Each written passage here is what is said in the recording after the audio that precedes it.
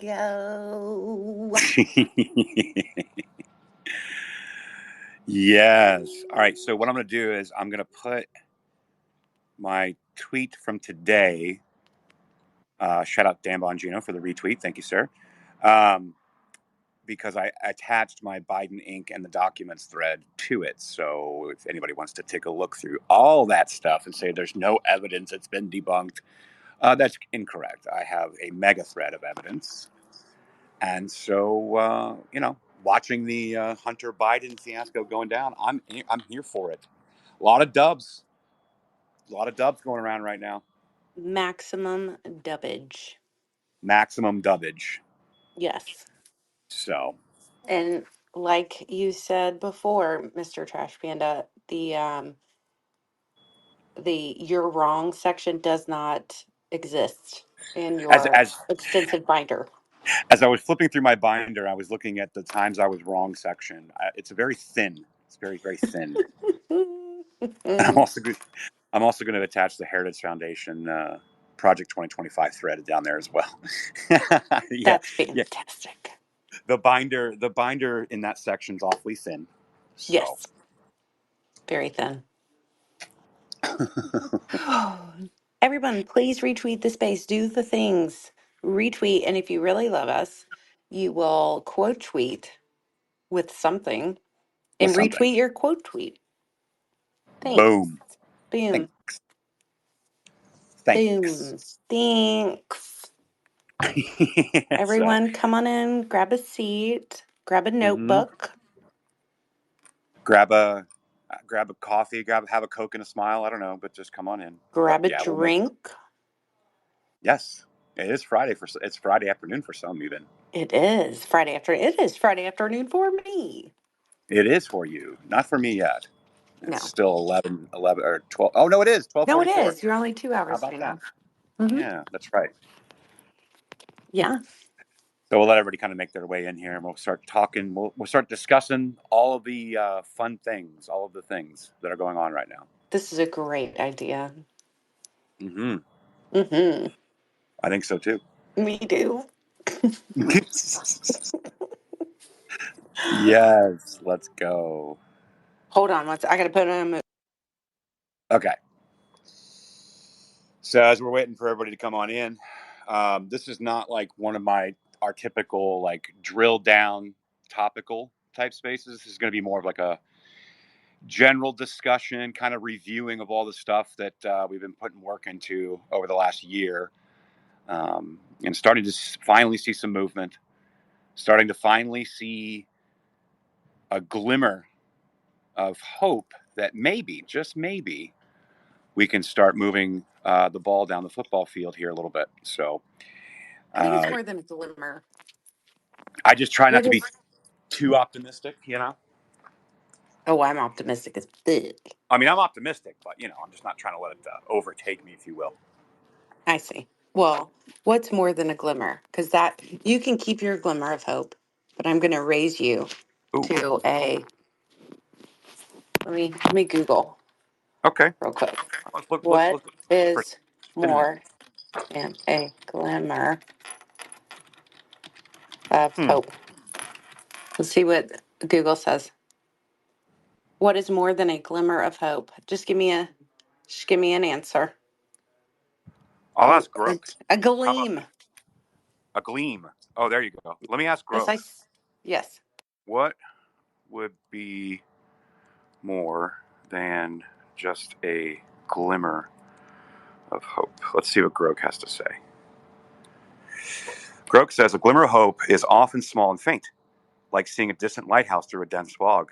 But more than just a glimmer of hope could be like the sun breaking through the clouds after a storm, bringing warmth, light, and the promise of a new day. It's a profound, uplifting, and inspiring feeling that things are going to get better, and it fills you with renewed energy and motivation to face whatever challenges lie ahead.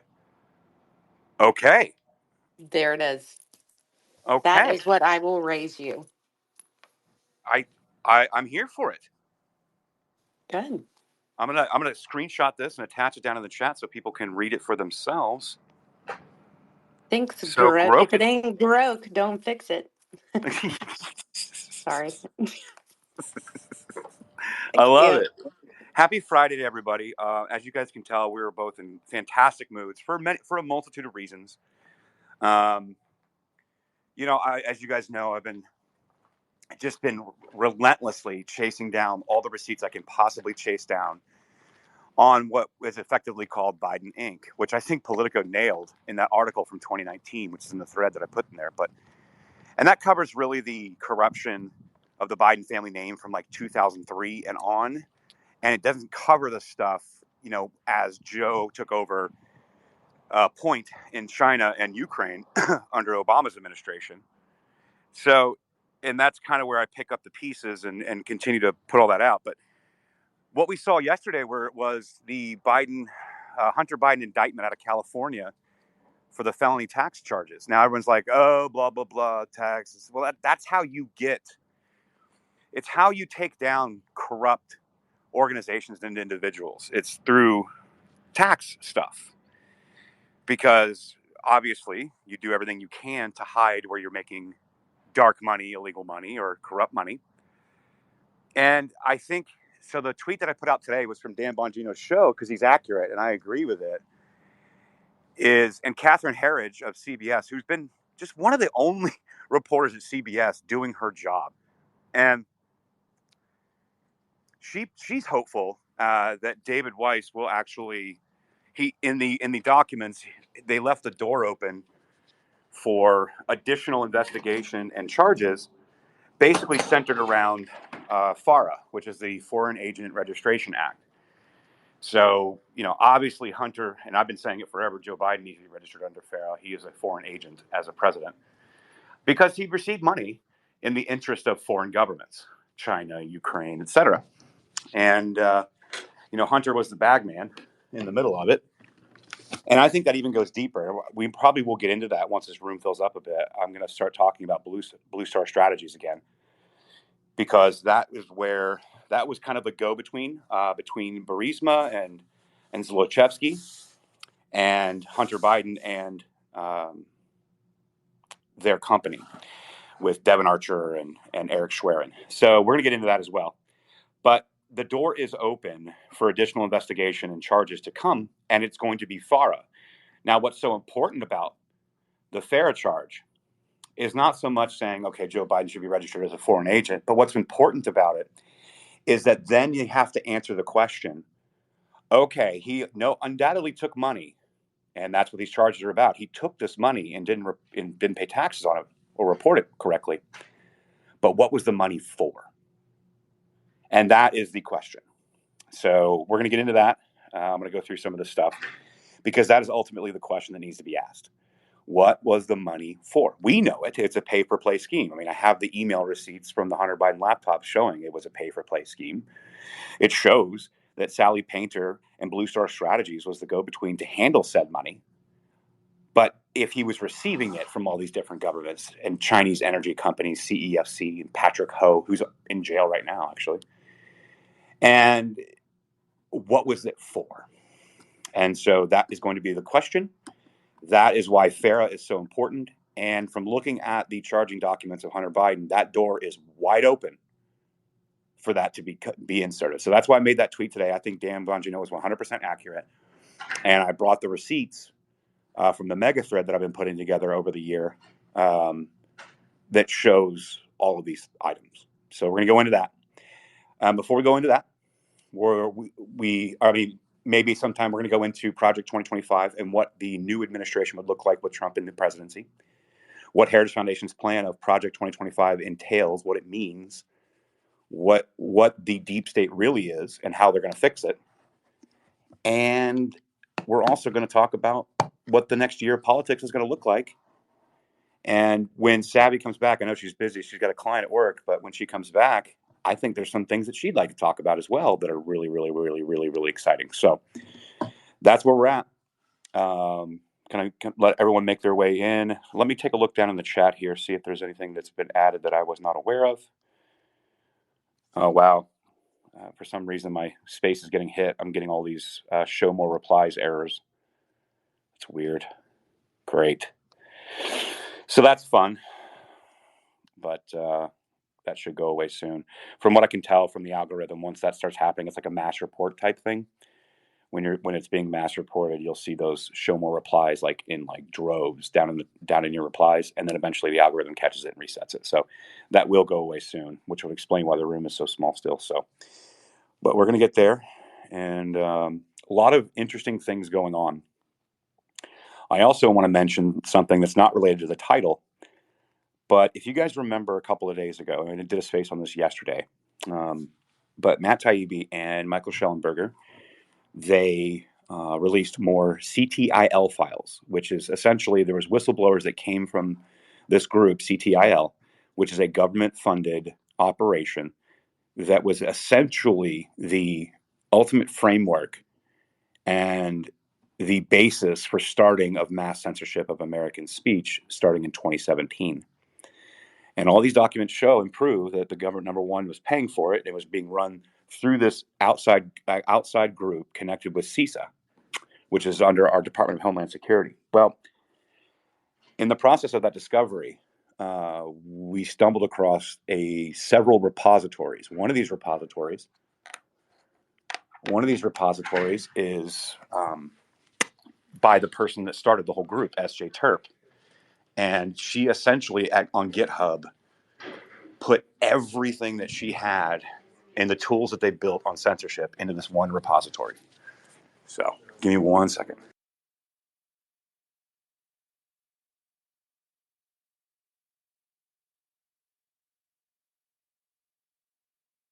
Sorry, guys, I'm just walking through the office. Give me 1 second.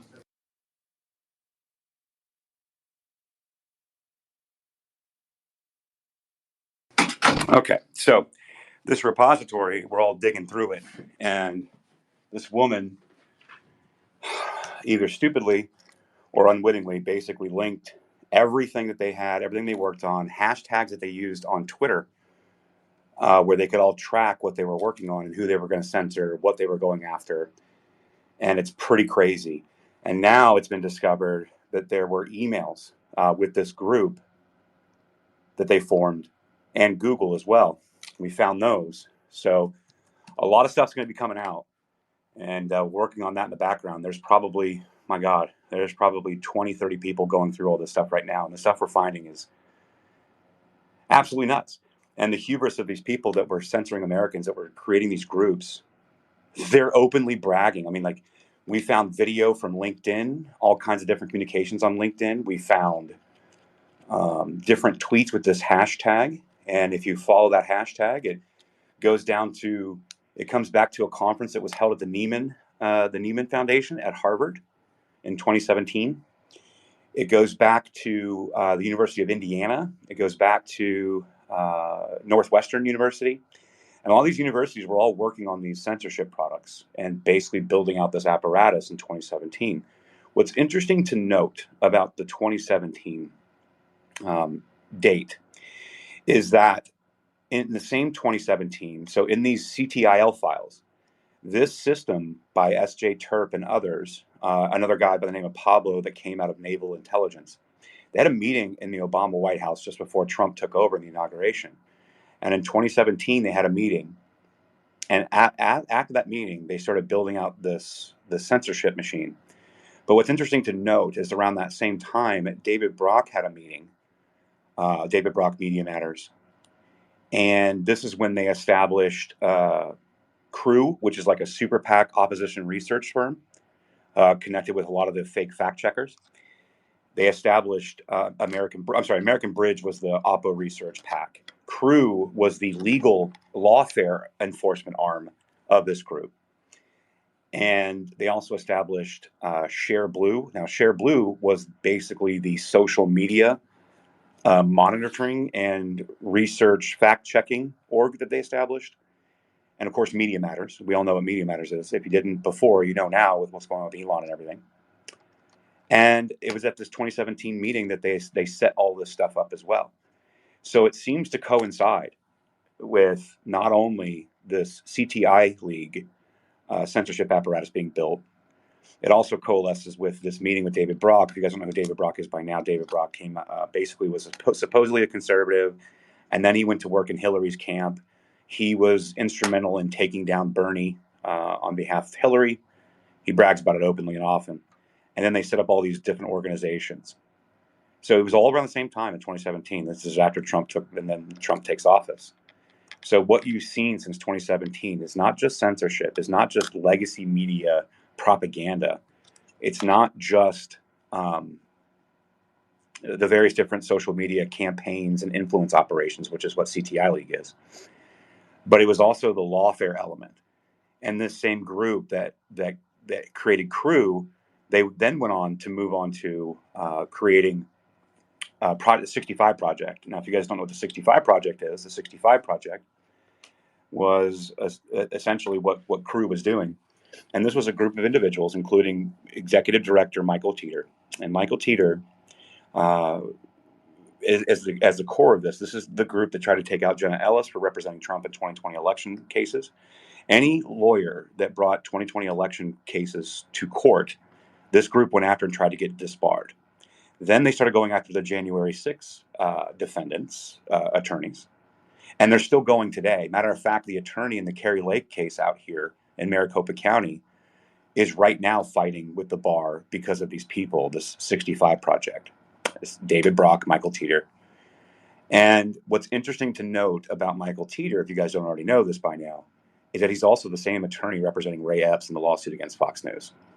So you look at this whole picture of what 2017 on looked like, and it's really starting to really take shape of this massive apparatus that has been weaponized against the American people, was weaponized against Donald Trump, and weaponized against any attorneys that wanted to bring fair and just lawsuits to the courts. And you're seeing this undue prosecution. They were all connected. We're seeing now that Fani Willis was talking with Benny Thompson in Congress, trying to get info from the January 6th committee, who magically just lost all that stuff that they had, including exculpatory evidence, most likely. And you're just seeing this breakdown of the machine. And Joe Biden is a wounded animal. Now you're seeing CNN come out and reporting on all this stuff. CNN legit was out there reporting, confirming the contents of Hunter's laptop to be accurate the other day. And you're like, wow, did CNN turn cheek? No. And just as Dan Bongino pointed out today as well, and I agree with him, no, he's wounded. And they've got to figure out a way to get Joe out of there. But they're running out of time and they don't have any options. And I think it's very important to note, very, very important to note, that this indictment of Hunter Biden with an ongoing investigation with a door open for FARA means that if they ever thought about putting Michelle Obama up there to replace Joe Biden, that's all but gone. Because there's no way in hell Obama is going to want to get out in the middle of this in public. There's no way. Because then the question really becomes, when FARA is introduced into this case, okay, well, we know 10% for the big guys, probably Joe Biden, but Obama had to know about all of this stuff. And you can track Obama's wealth since he's left office. Did you guys know that he's the only president that moved into Washington, D.C. after his term, not out of it? He's the only one.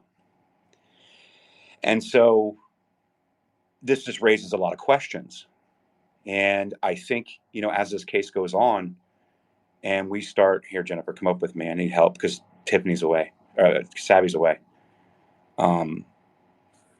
This starts bringing questions. Okay, if they do introduce this FARA, how deep does it go? And does it go back to Obama? And I've always said that it does. It's always going back to Obama. He had to have known. That's why he put Joe Biden on point in China and Ukraine. It's just that Hunter's stupid. He's a drug addict. Somehow the laptop made its way to that repair place. I can go with the official story saying that he left it there. I have questions, but regardless, the information on the laptop is accurate. Well, not only did he move into DC trash, he also moved Valerie Jarrett into his basement to run a shadow government against Trump and his administration in 2017. Yep, and that's you came in when I was describing what 2017 really looked like, because you remember when we had that space with Matt Taibbi and the CTI files. This is what I was talking about. the CTI files show in 2017, this S.J. Terp person helped start this after a meeting with Obama in the White House before Donald Trump took office. And then in that same 2017 is when David Brock had his meeting, and they created Crew, American Bridge, Share Blue, and of course Media Matters. And then you saw this apparatus go full tilt. Valerie Jarrett wasn't she? No, she wasn't officially in the White House. That was what's her name? No, I'm pretty sure Susan Rice, but I'm pretty sure Valerie Jarrett Susan Rice. She wasn't in the White House, or she was in the White House. What was her position? I'm trying to think. I don't think that she was in the. Let me. Dustin said special counselor. Yeah, she probably was special counsel. She was probably like as an attorney. Yes. Or special advisor or something like that to Obama, but she was literally his right hand in the White House. And then when they even wrote like a whole like piece on it about how she was specifically moving into the basement of Obama's new mansion in DC to run a shadow government because they couldn't handle Trump, won the election. Right. Yes. No, she was not in any capacity with the Biden administration. But yes, she definitely is Obama's, right hand. So that's kind of where we're at. So Jen, we started this space because, and when Savvy comes back, she can tell you, but there's a lot of really great things happening right now. Really good news, and she got some amazing news today. So I can't wait for her to share that. But yeah, so we're full speed ahead here, Jen. Like this Hunter Biden indictment. Have you gone through it at all? I haven't, Trash, and we are actually driving right now, so I'm helping out as much as I can, but I can't be like too concentrated. Yeah, no, that's fine. That's fine. It's just really interesting because basically Weiss has left the door open for FARA investigations to go. And the reason that FARA is so important is because, okay, we know now they're charging him because he received the money from, foreign government and government interests like CEFC, Burisma, Ukraine, China. But the question around FARA is what was the money for? And so that door is still open. Catherine Herridge over at CBS has been reporting on it. She's incredibly optimistic about it. You guys can go see it down in my little piecemeal thread that I put together with everything. But she seems to be more optimistic that is a real possibility that they're going to introduce FARA violations. And once they do that, that's when the whole can of worms is opened. It's dumped out. Because then they have to explain what the money was for. So that's what we're pushing for. And there's some karmic justice on a personal side note, which is why we named the space Karmic Justice. But this is also Hunter Biden, Obama, Joe Biden. They're all connected into this. And then we will probably land the space on talking about Project 2025 with Heritage Foundation. Savvy and I have already done a couple spaces on it, but I'll just briefly mention it again in the space so everybody can kind of get a gist if they haven't already. But while we're waiting for Savvy to come back, and I know you're driving, here's what I can do. Let me pull up my tweet from today. Again, shout out Dan Bongino for the retweet. Really appreciate you, homie. But this was from his show today. Which, by the way, yeah. Hey, Trash, did you see the thing that Walter sent you? Because he had one of his like forensic people go through one of the things that you downloaded yesterday, and they found the actual program where you could look up tweets for fake news. Yeah, I haven't gone through it yet. I saw it, and I saw the big how it's all mapped out and graphed, but I did not see that tool. So that's cool. Yeah, that's awesome. All right, so this is about a 2-minute clip from Dan's show today. And again, I don't work for Dan Bongino or anything like that. His brain works similar to mine on how I approach breaking down information, and so I get a lot of value out of it. But I clipped this from today because it had both Catherine Herridge and Dan's and my thoughts as well. I share them. So while I'm waiting for Savvy to get back as well, I'll play this 2-minute clip. It's interesting, and I think it's worth listening to. So So the good news is the charges are serious. The bad news, they're still covering for Biden and Obama. Catherine Herridge, though, read through the indictment like I did, and there is a window in there. Is David Weiss going to take it to run with the Foreign Agent Registration Act violations, FARA, where Hunter Biden and Joe Biden and Barack Obama are going to be screwed? I don't think so. Herridge is a little more optimistic. I'm here to give you the facts. I'll give you both sides. She's a brilliant reporter. Listen to her. Now, you mentioned there could be more charges. What makes you think that? It's just my reading of the document. In the first page, I think the language is that they describe him as a lobbyist. Lobbyists have to register under what's called FARA, the Foreign Agents Registration Act, which is a government way of saying that if you're working on behalf of foreign interests, you have to tell the U.S. government. In this case, the indictment spends a lot of time talking about Hunter Biden's business deals with the Ukraine energy firm Burisma. It also talks about his work with a Chinese energy firm, CEFC, and it also talks about his work with Romania. And that, to me, seems to leave the door open to potential FARA violations. Folks, it's going to be really hard for David Weiss to ignore the obvious moving forward that you've put in a legal freaking court filing that Hunter Biden got money from Ukraine and China. Because the obvious question is going to be, what the hell was the money for? You get it? This is going to be a big issue. And I would expect that any Republican Justice Department that does this fairly, by the way, not political. You had a vice president of the United States who it now appears quite obvious may have been a foreign agent for Ukraine. I don't mean, again, 007. I mean an agent like the economic sense was working on behalf of a foreign government. Folks, that's a huge freaking story. It's now in the indictment. They just didn't charge it. Yeah, that's the crux of it. That's the whole point. This is why we've been banging on and on about this for over a year, that Joe Biden needs to be registered as a foreign agent. And I think while I'm waiting for Savvy to come back. I'm back. Oh, okay.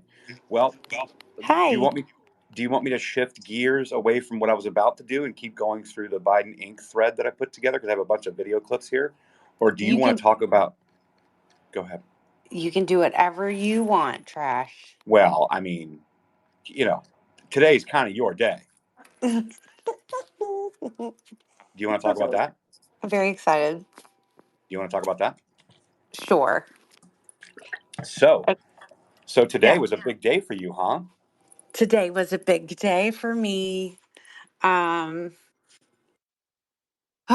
okay, here we go. So I had lunch today with the director of the Trump team. Um, and starting and what I will be making my debut working for the Trump team at the Iowa caucuses. Woo! And Go seven! I can't, I can't, y'all. I can't.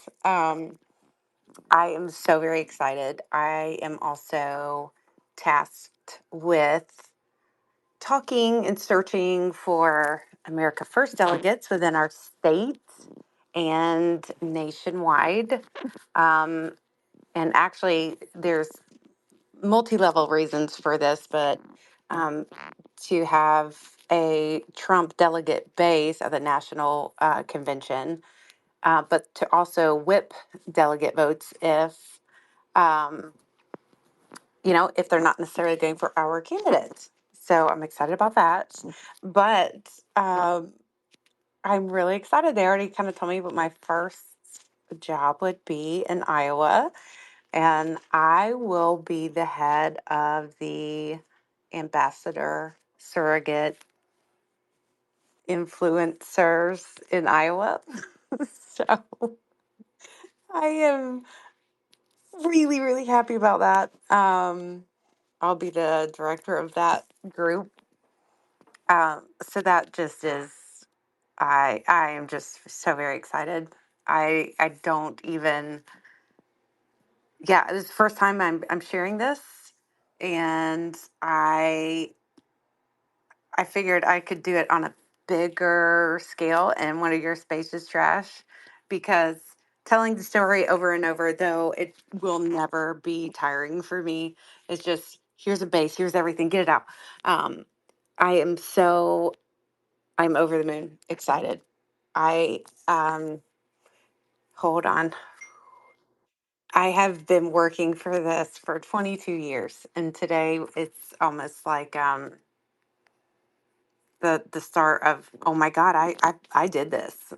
I did it. And I couldn't have done it without so many of you. Trash Jen. Monica. She has been my prayer partner, my prayer warrior, and I have to take a minute and thank you, Monty, for that, because that phone call that we had, what, 3, 4 days ago, that was so very impactful, and it meant the world to me. And then Marissa being my number one ace cheerleader, and then Jen being my loud cheerleader. um, but I can't believe it. And I'm so proud of myself. I'm proud of everybody. There is a huge, huge battle ahead. We talked about strategy and timelines and how many of us are going to be active, not just on a state level, but on a nationwide level. And I, yeah, so I'll be introduced as part of the campaign at the Iowa caucuses. So let's fucking go. Sorry, Bunny. Let's go. Um, yeah, so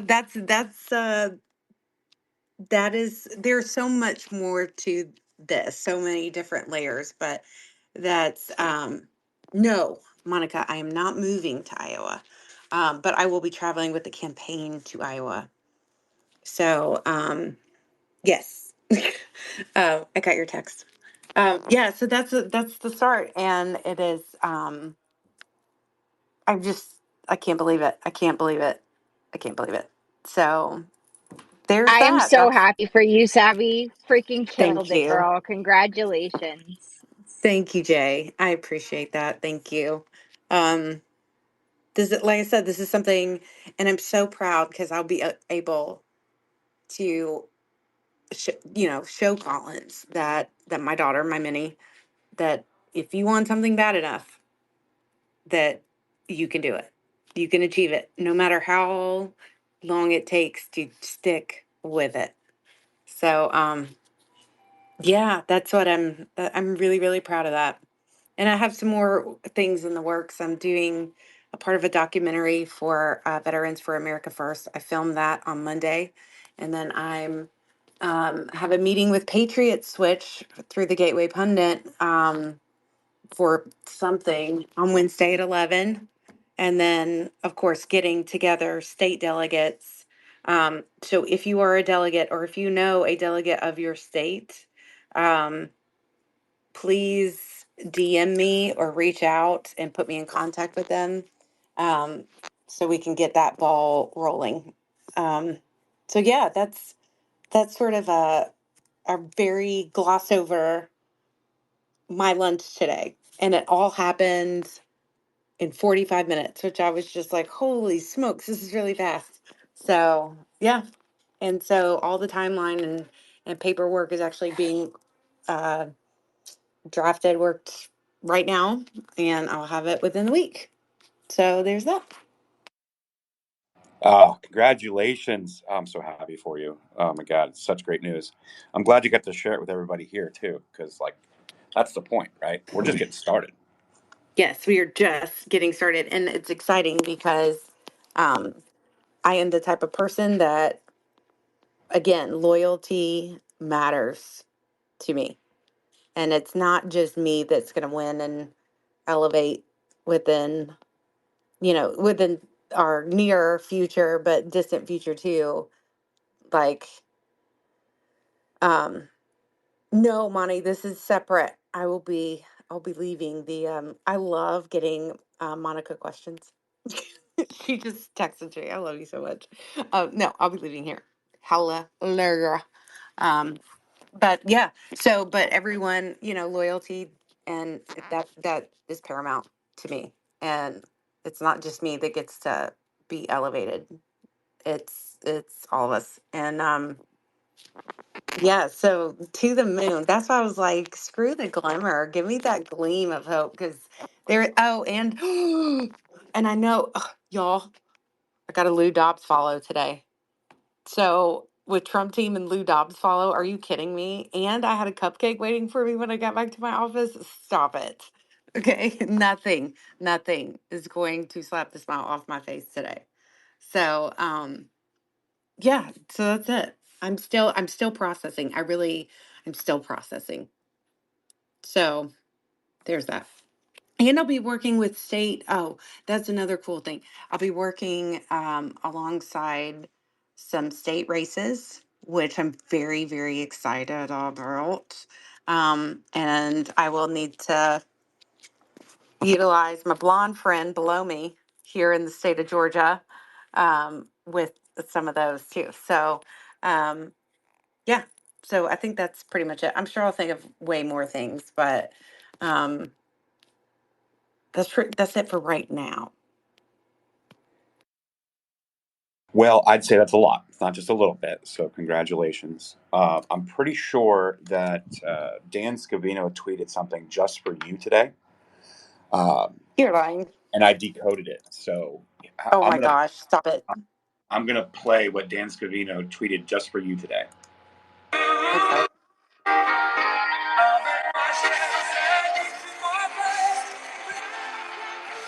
Oh my God.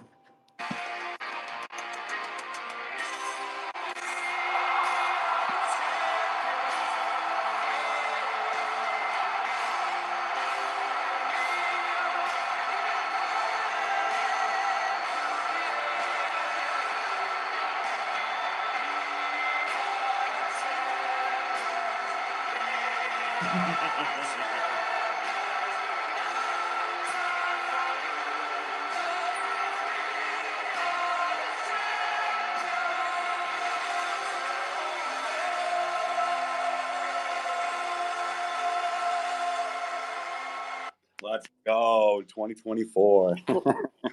Let's go. And Jen, I got your text. Abso-freaking-lutely, girl. Yes, ma'am. Um, yeah, thanks, Danny. Danny Scavino. It was a good. It actually is a good tweet. I was like, let's play this. This will be fun. So yeah, Yeah, I'm glad we got to go over that. I'm so proud of you. thank I you. know I know it's been a rough go this year, and it's got to Mm-hmm. feel validating. It's got to feel validating. Yes, it does. Yeah, it has been very, very rough. But like I said, it's very surreal. Like I haven't processed it all yet. I will probably be a ball bag by the time I get home. Um, which if you know me, I cry at the drop of a hat for everything. Um, so yeah, I just can't stop smiling. I'm so excited. So, and I'll get to do a lot of things on a state level as it pertains to elections and signature verifications, and meeting with America First lawmakers and America First candidates.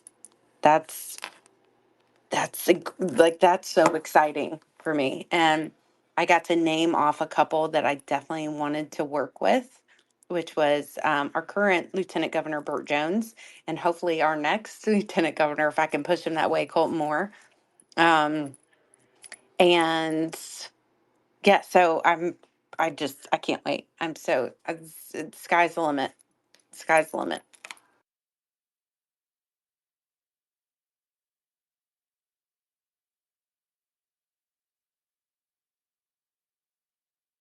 Awkward silence. What's happening?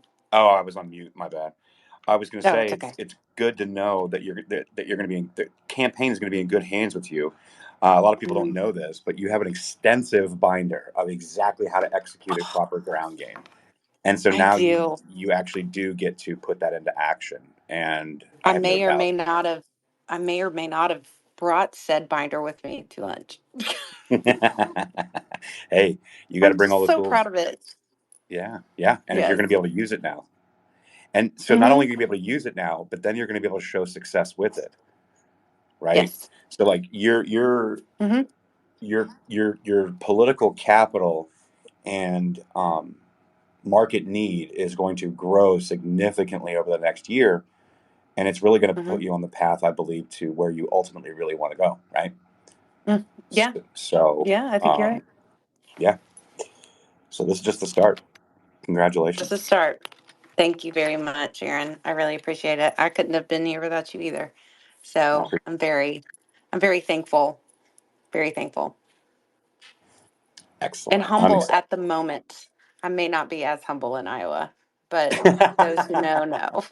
It's fine. It's fine. It's fine. Yeah. Everything's fine. Mm-hmm. So this next year, there's going to be a lot of work to do. It's kind of like a lot of stuff that we're talking about here. Mm-hmm. So if you guys don't know, follow us because we do spaces on Heritage Foundation's Project 2025, what the transition team looks like once a Republican is in office, i.e., Donald Trump, and what taking down the administrative state looks like, what the administrative state is, what it actually is, what or effectively called the deep state, and then how to go about with tangible results and a plan to transition over and to start getting back the government to the size it should be, number one. Number two, restoring power to the cabinets and the executive where it belonged, and reducing the layers in between cabinet secretaries and uh, the rank and file government employees, or what's effectively, affectionately known as the DMV class of administrative employees within the government that really kind of run this country, and they're running it in the ground. And so this is part of that plan. Matter of fact, Savvy, I was going to go into the Biden Inc. and the documents thread, but Mm-hmm. maybe I should just, since we're talking about you and the Trump campaign and what 2024 is going to look like, maybe I just kind of do an overview of what Project 2025 is again with my thread and the videos and James Bacon. Maybe we do that. What do you think? I think that's a great idea. May I make one quick statement? Of Um, course, of course. Thank you. So I've already gotten several DMs, but one of which I do, and I won't mention because I don't know if that's okay, but she'll know I'm talking to her because I already kind of DM'd her back. However, this does not at all change, um, reaching out to me or sending people my way to get involved or to see, you know, what, for ideas for changes or anything like that. Like that, this does not, if only, if anything, it sort of elevates this. And I still, that is still my passion. And it will always be my passion to energize and organize people, get people involved, help them any way that I possibly can. So that does not change a bit. Period. End of story. Um, I appreciate that DM, but girl, no. My DMs are open for that very reason, and none of that will change. Yeah, like you said, I think it's only going to bolster it and give you more resources, opportunities, and network to actually affect more change at a more rapid pace and not have to feel like you're ice skating uphill trying to get something done. So it'll just oil the gears a little bit better, and you'll be able to Exactly. Now focus you may continue.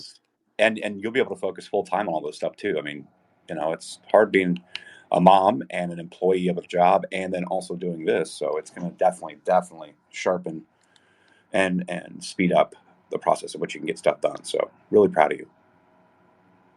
Thank you. hmm So people ask us, okay, great.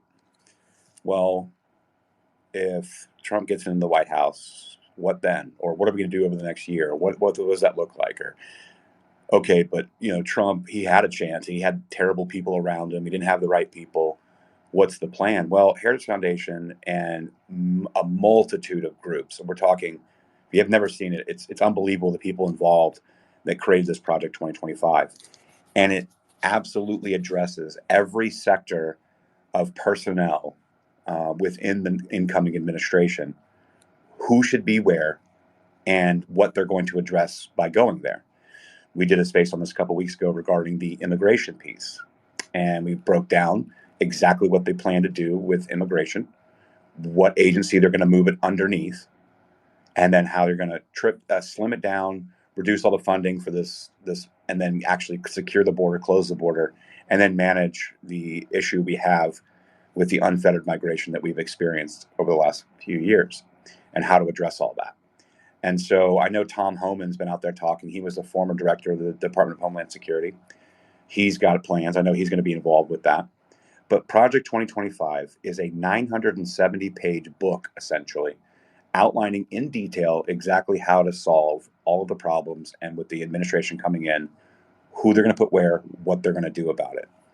But if you really want to understand what the deep state is and what the administrative state is, James Bacon, it was interesting because if Savvy remembers, I came to her earlier this year when I saw it. I was like, hey, check out this Project 2025. No one's talking about it.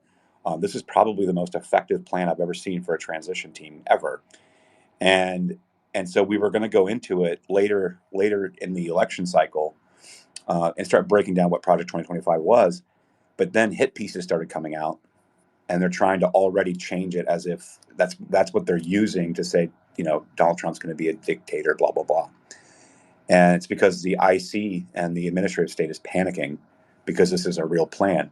And James Bacon, one of the guys that was kind of at the forefront of creating this plan, working with Heritage Foundation and several of the other think tanks and institutes and conservative outlets and thinkers, conservative thinkers of our time, they all put this together. And they fought, they argued. Robert Bose was in here last time we did the Heritage Foundation site, and he was explaining, he was like, listen, there was a lot of people that actually agreed on this plan that it goes against their own self-interests. So there was a lot of debate. There was a lot of there was a lot of discussion about how to craft this thing. Well, so here I put together this thread. I saw James Bacon go on Timcast, and I was like, this seems like a perfect time to roll it out since they're talking about it nationally. And so I clipped some of what James was saying on that Timcast episode. It was they only talked about it for like 10 minutes. But I think it's worth your time because he really explains the genesis of this and what it is going to address. So I'm going to go through that thread. It's my pinned tweet on my profile because, like I said, Savvy and I do these spaces about this plan, so I like to keep it easily accessible. But you can see it for yourself. But I'm going to play these clips and go through this so I can kind of explain what exactly is the administrative state, what exactly they plan to do about it. What's your project with Heritage? Yeah, that's the idea behind Project 2025 at Heritage, actually, which is basically an effort to get the personnel right this next administration, and also an effort to make sure that the bureaucrats that have the true levers of power in our bureaucracy are able to be held accountable. That doesn't mean we're going to fire all of them, but if somebody is obstructing policy, it's making sure that person can be fired. Because all these candidates love to talk about what they're going to do, but if you don't first get the bureaucracy under control, you can't do anything else. What's your project with James, like how much of the president's value and effectivity is all around that one guy, and around how much of it is around the people he surrounds himself with? Well, I think it's been a trend in American politics since FDR of the presidency becoming more and more ceremonial over time, to the point today where today's president has a 100th the power that FDR did. Curtis Yarvin has talked about that a lot.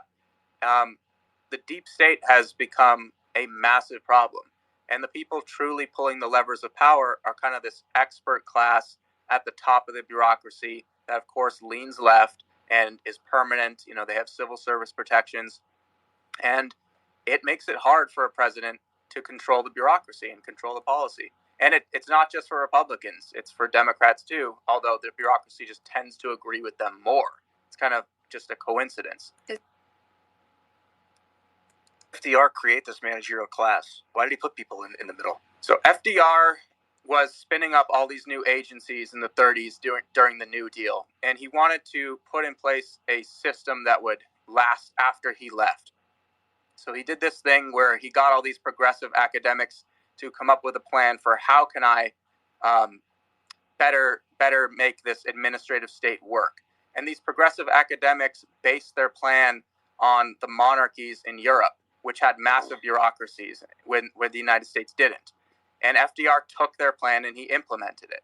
And so it's this idea of a permanent expert class, an expert class that keeps the policies going no matter who the president is. It's the antithesis of democracy. Was it because FDR created this man?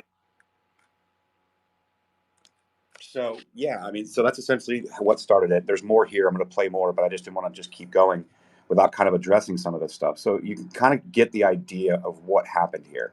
You know, FDR wanted to have a legacy and created this permanent expert class. These same experts were monarchists, and they had the idea that having this permanent expert class within government would remain consistent and they could push forward their ideas and agendas. Well, most of these experts from academia were all leftists, and this is why it's constantly, expanding the size of government, justifying their roles within the government, and then actually working in between how the executive is supposed to work with the cabinet and its general employees. And these are the folks that are actually running the country. So next, we're going to get into, in 1978, Congress had passed the Civil Service Reform Act. Now, this was it was establishing the Office of Personnel Management, and it was designed to put a check on the administrative state. But as usual, and of course, no one was paying attention, and it got compromised. But the power is still within the executive through the Office of Personnel Management, through the Civil Service Reform Act, where the administration can actually start making these steps. And it's not just like the Schedule F employee thing. That's one of many tools that they're going to be able to use to reform how the bureaucracy operates and getting like the national security administrative deep state out of the White House and back to where it belongs. So we're going to go into that now, but this is how they're going to be able to do this. It's not just talking about what it is. This is how you can do it. So let me play that.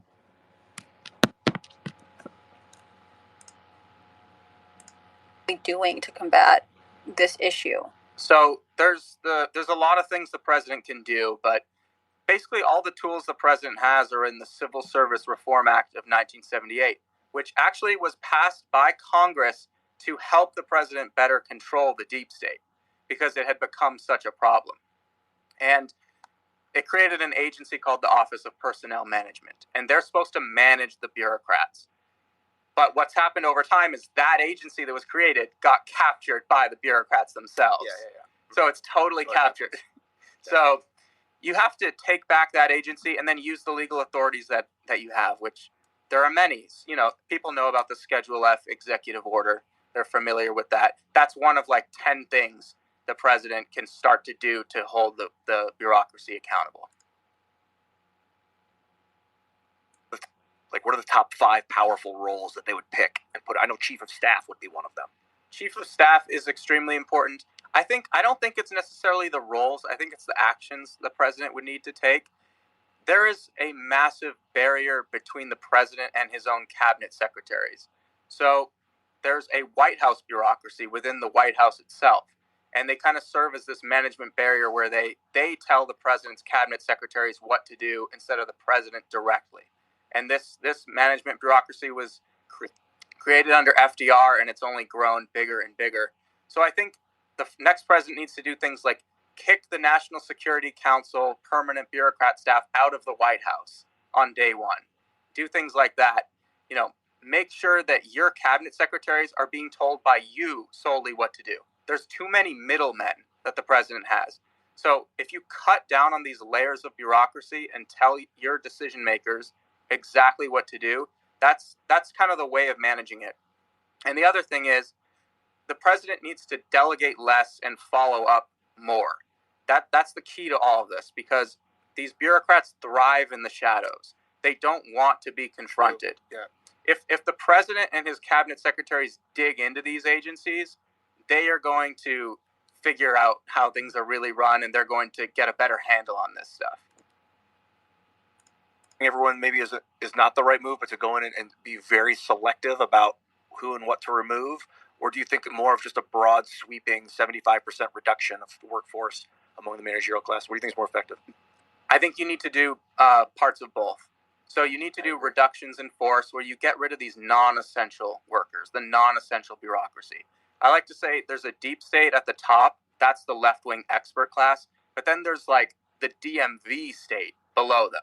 And these are like the millions of unionized, civil service protected employees. It's 2.25 million employees, and the president can only hire and fire at will 4,000 of them. So 99.9% of his own employees he can't fire. So you have to, get rid of the non-essential ones, and you can use reduction force exercises, which is just a fancy term for mass government layoffs, to do that.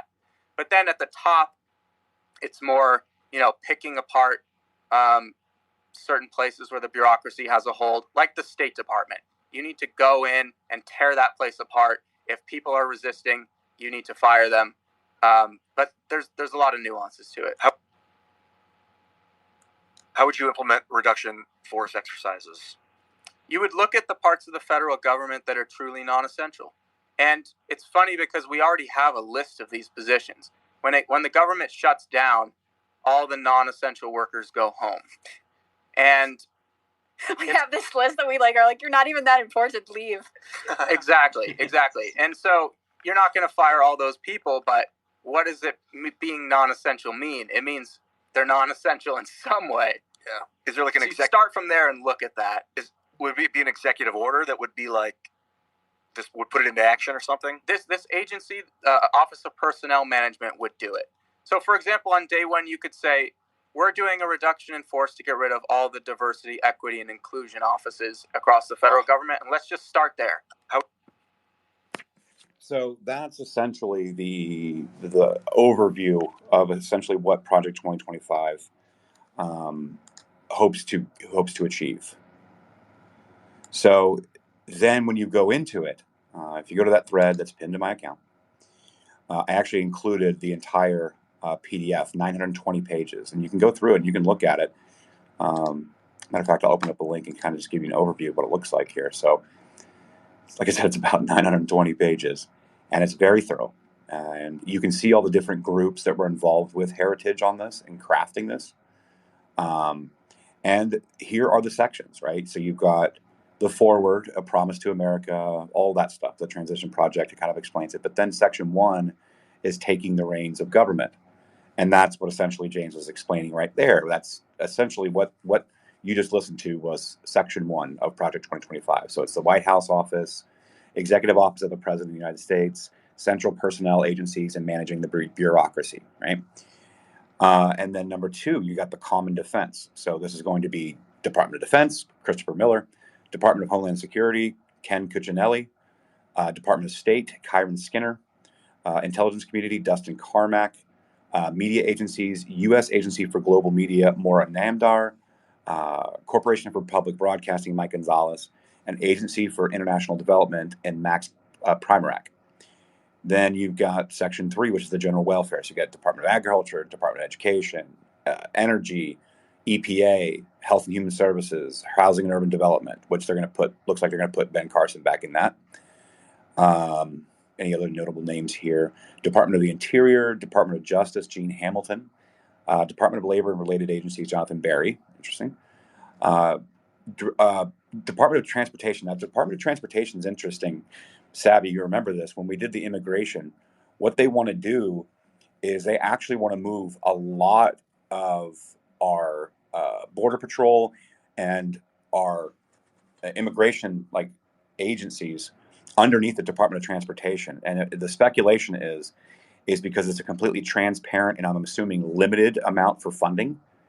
And so if they move it to the Department of Transportation, it's going to make it much more transparent. And then, of course, so that's kind of the speculation on it. I haven't gotten the answer on that, but I think when Robert Bose was in here, we were asking him about it. That seems to be the general thesis, that's why they're moving into the DOT. Department of Veterans Affairs. Then Section 4 is the economy, right? So you got Department of Commerce, you got Department of Treasury, Import-Export Bank, anything else in your Federal Reserve, trade, obviously, and Section 5, independent regulatory agencies. So the SEC, the FEC, FTC. So basically all of those different. And it looks like, Robert Bose is pegged for the Consumer Financial Protection Bureau. Interesting. Good job, Robert. I think you'll do well there. So, yeah. But that's the plan. You guys can go through it and take a look at it. You got the acknowledgments, all the different groups that contributed to this.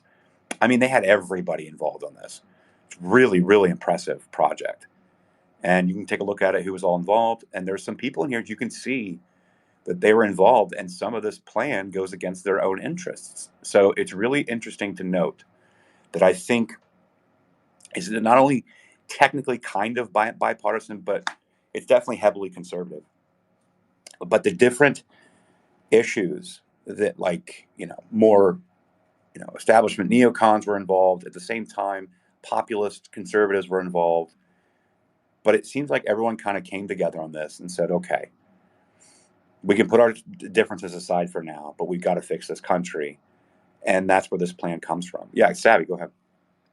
Yeah, I just wanted to kind of piggyback on that Project 2025 just isn't a bunch of really cool ideas, right? They, with each section that they tackle, within those sections, it explains in detail how to do it, the budgeting, um, EOs that need to happen, laws that need to be examined and changed, looked at, whatever. I mean, it's extremely detailed. Um, and I think that's the beauty of this, because everyone is like, well, what's the plan and how do we do it? And this is that plan. Yep, 100%. And that's why it was so important to me. I think that we were covering it. Remember when I came to you and I said, hey, look at this. And you're like, whoa. And for once, there was a public and real plan put together. And keep in mind, guys, if you guys have expertise and you do want to join the administration, the inbound administration, you can actually help participate and join Project 2025. I know of a couple people that have just recently joined that team that were specialized in various different things. So definitely, And America First Policy Institute. Don't forget about them, trash, because you can I'm also apply getting there. there. Oh, I'm sorry. I'm getting there. I'm getting there. Yes, America First Policy Institute as well. And obviously, you guys know what they do with like America First Legal over there. A lot of the stuff that they've been working on, very similar group to kind of what Judicial Watch was with Tom Fitton. America First Policy Institute is basically working. It's essentially going to fill the gaps that Project 2025 doesn't address. Not for any reason. It's just kind of a supplementary. So if you look, Right. go So ahead. Project 2025 protects the incoming administration, right? And the people and personnel around, and how to do that. America First Policy Institute, um, you know, fills in the puzzle pieces as far as platforms or pillars that our party, um, was founded on, and how to put those into place. If you look at a lot of like Agenda 47, that's a lot of America First Policy Institute policies. Um, and it's how to implement those policies. That's right. And if you pull up the website, the AFPI website, they're talking about, okay, what is the crafting of policy going to look like in the first 100 days, and part of the transition, and what needs to be done and what needs to be addressed right away. And there's a video. I haven't watched it yet. It's on their site. I think I might just play it if you want me to, Sav. I don't know what this video is, but we can play it. Yeah. Let's hear it. It's like it's like an introduction to it. So.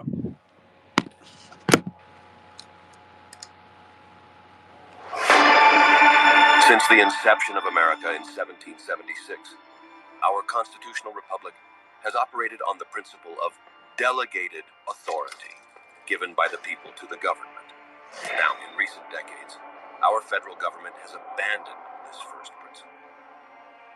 The Washington swamp and deep state, choosing to operate in the shadows, taking their cues from globalists while ignoring the will of the American people, weaponizing the government against its own citizens. Administration weaponizing the federal bureaucracy to go after political opponents. From targeting moms and dads who are guided by morals. That there was a snitch line for tips about parents at school board meetings. How are parents suddenly criminals? Suburban moms, not domestic terrorists. Christians guided by faith. They're trying to put informants in the parish. Federal Bureau of Investigation have been targeting some Catholics. Christians in general, and declare them to be the actual criminals. And presidents guided by America First policies. Donald Trump has been indicted. Former President Trump, he's been indicted for the fourth time in 5 months. Quite frankly, one rogue bureaucrat is one too many. Effective transition planning is vital to reining in the administrative state and stopping the weaponization of government. That's why our work is so important. We are assembling the team and fighting back. And this will be done through the America First Transition Project. Dozens of experienced, battle-tested leaders have joined forces to ensure we are ready to govern on day one of a new America First administration. Wise warriors who are in the trenches and know how government works and how it doesn't.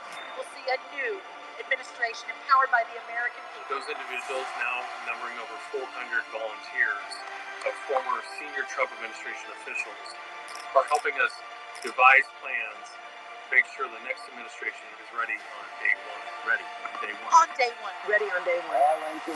Simply, the administration needs to be ready on day one with the right policies, the right personnel, and the right plan. Introducing the America First Transition Project. Let's go. That was a good video, actually. So again, that is, that's part of this. That's part of this plan moving forward. So, this is a big day. Doesn't that give you all the goosebumps? I'm like, yes. Oh, I was getting it. I was definitely getting it. I know. That's for sure. But so let's look at this landscape. Let's kind of recap where we're at here, Sav. So obviously you've had a massive day. You're joining the Trump campaign and team. You are going to be obviously a vital role in working with delegates and surrogates and working on ground game in Georgia. So it's a big day for you today. Congratulations. And thank you. We have a year ahead of us, right, to be ready and to keep pushing. And so that's why going over this Heritage Foundation Project 2025, going over this America First Policy Institute transition project is why it's so vital, because there is a real tangible plan and people need to start talking about it, not start talking about what they saw on CNN or MSNBC. The time for retail politic arguments is over. I'm not interested. They've let me know that they have no interest in sitting at a table to disagree with me. Therefore, I am not interested in having those arguments anymore. People are going to choose to believe the lie or the truth, and it's up to them, and I really just don't care. But when they go and they can't make their paycheck stretch because our economy is inflated through the roof, and they see nothing but just constant political attacks on a currently sitting candidate, favored to win, by the way. And if they can't wake up through all that, then I got nothing for them, and that's fine, and I wish them well. We just have to figure out how to keep pushing forward. So I'm interested in tangible results. So Project 2025, America First Policy Institute, these open cases that we were talking about with Hunter Biden, how the door is still open for the FARA investigation. And if they do include FARA, that means they have to answer the question, what was the money for? And once they have to answer the question of what was the money for, it goes back to both big guys. I think it goes back to Joe Biden, ultimately Obama.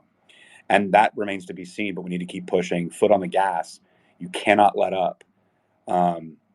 And we've got primary season coming up, sure, whatever, it's fine. Let the alligator emojis argue with themselves on the internet, a bunch of lefties anyway. And so I really just don't care in engaging with that stuff. I would like to pay attention to what 2024 and 2025 would actually look like. What is the agenda? What are the policies? Who is going to be staffed where? How do you start to dismantle through the Office of Personnel Management, dismantling the administrative state that is bloated beyond proportion, that FDR put in motion, that can be fixed? And that's what these plans, these policies are going to address. And so it's going to be all gas, no brakes, and you can't let up. And, Dan Bongino, of all people, said this today on his show, because, people always ask, and they say this to me all the time, we know, bro, but what's it matter? Nothing's going to be done about it. Yeah, well, I'm not entirely sure that not only did the judge crater that sweetheart deal that Hunter was going to get.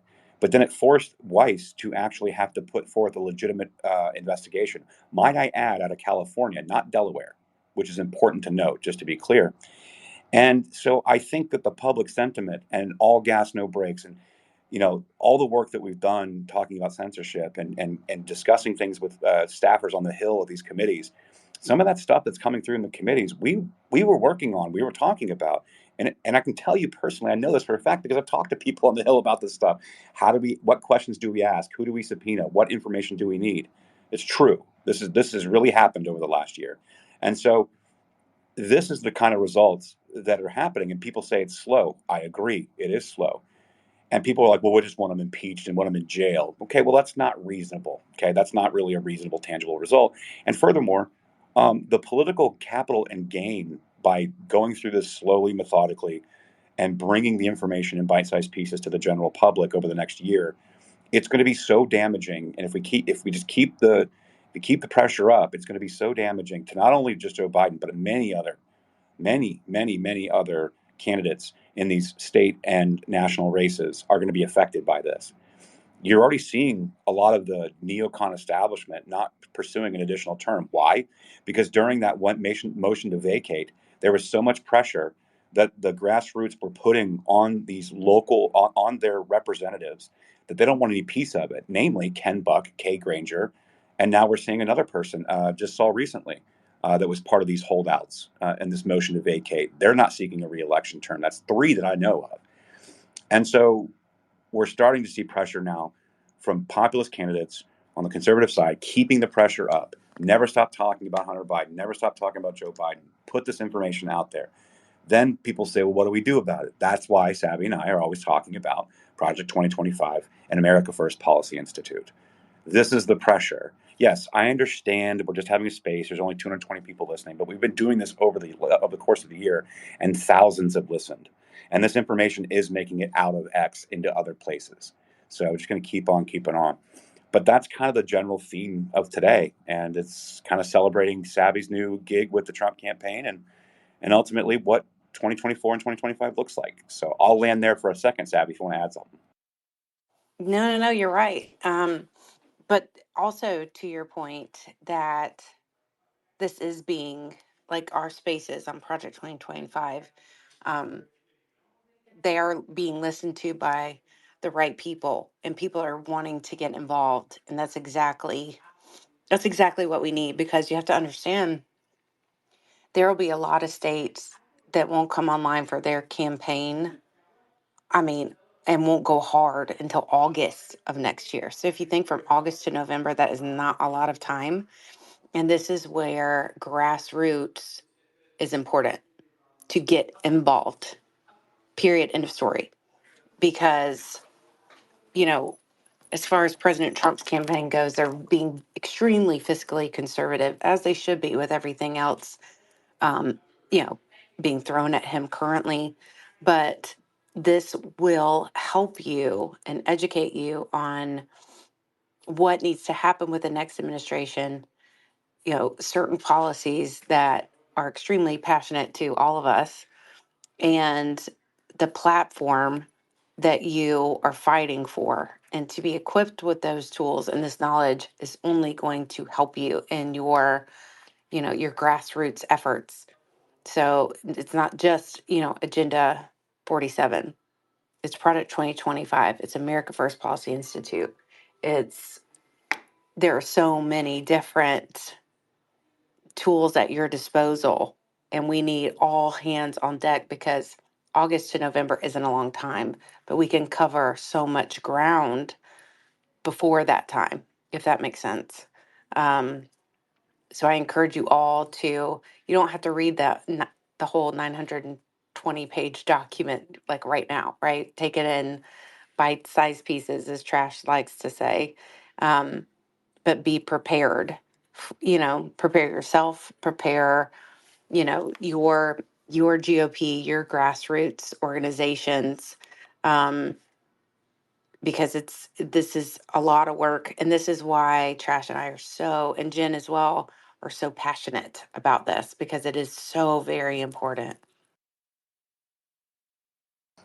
It really is. And it looks like actually we have some new information, Sav. So apparently, Mr. Boss himself has released a 3-minute video on how he plans to take down the deep state. So Just press play. let me see if I can find it real quick. I saw Josie Pump the up redheaded. the volume. Pump up the volume. All right. Pump up the volume. Trump. I got it. All right. It's about 3 minutes long. So I found it here. He says he's going to obliterate the deep state. So here we go. It's about 2 hours ago, it looks like. Uno momento, por favor. Here's my plan to dismantle the deep state and reclaim our democracy from Washington corruption once and for all. And corruption it is. First, I will immediately reissue my 2020 executive order restoring the president's authority to remove rogue bureaucrats, and I will wield that power very aggressively. Yeah. Second, we will clean out all of the corrupt actors in our national security and intelligence apparatus, and there are plenty of them. The departments and agencies that have been weaponized will be completely overhauled so that faceless bureaucrats will never again be able to target and persecute conservatives, Christians, or the left's political enemies, which they're doing now at a level that nobody can believe even possible. Third, we will totally reform FISA courts, which are so corrupt that the judges seemingly do not care when they are lied to in warrant applications. So many judges have seen so many applications that they know were wrong, or at least they must have known. They do nothing about it. They're lied to. Fourth, to expose the hoaxes and abuses of power that have been tearing our country apart, we will establish a Truth and Reconciliation Commission to declassify and publish all documents on deep state spying, censorship, and corruption. And there are plenty of them.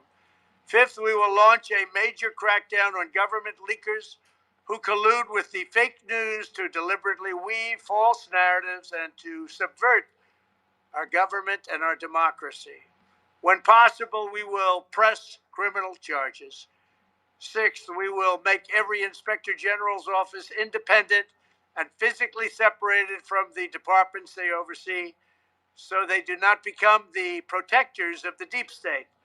Seventh, I will ask Congress to establish an independent auditing system to continually monitor our intelligence agencies to ensure they are not spying on our citizens or running disinformation campaigns against the American people, or that they are not spying on someone's campaign like they spied on my campaign.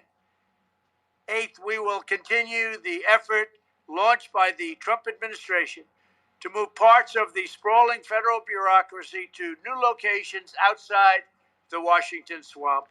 Just as I moved the Bureau of Land Management to Colorado, as many as 100,000 government positions could be moved out, and I mean immediately, of Washington to places filled with patriots who love America, and they really do love America.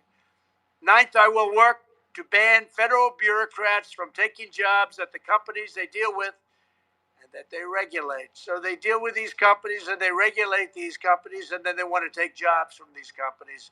Doesn't work that way. Such a public display cannot go on, and it's taking place all the time, like with Big Pharma. Finally, I will push a constitutional amendment to impose term limits on members of Congress. This is how I will shatter the deep state and restore government that is controlled by the people and for the people. Thank you very much. Let's go. What a perfect timing for that video to come out. Let me go see. Oh my Let me go God, to. that was everything. Let me see if I go to Agenda 47, see if they've got that policy outlined so I can share it down below. Because there's like a 10-point plan. And if you're looking for that, go to www.donaldjtrump.com/agenda 47. Well, I tell people that all the time. No, but But when still. the way you said it, we should have put like a boom boom, like an announcement. Boom, boom. Yes, it's very much my tour guide voice. Yes. All right. Let me see here.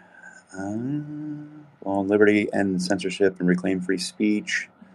Drain the swamp of Washington corruption. Let's see. Yeah, it doesn't have it outlined yet. Let me see if I can find it. But oh wait,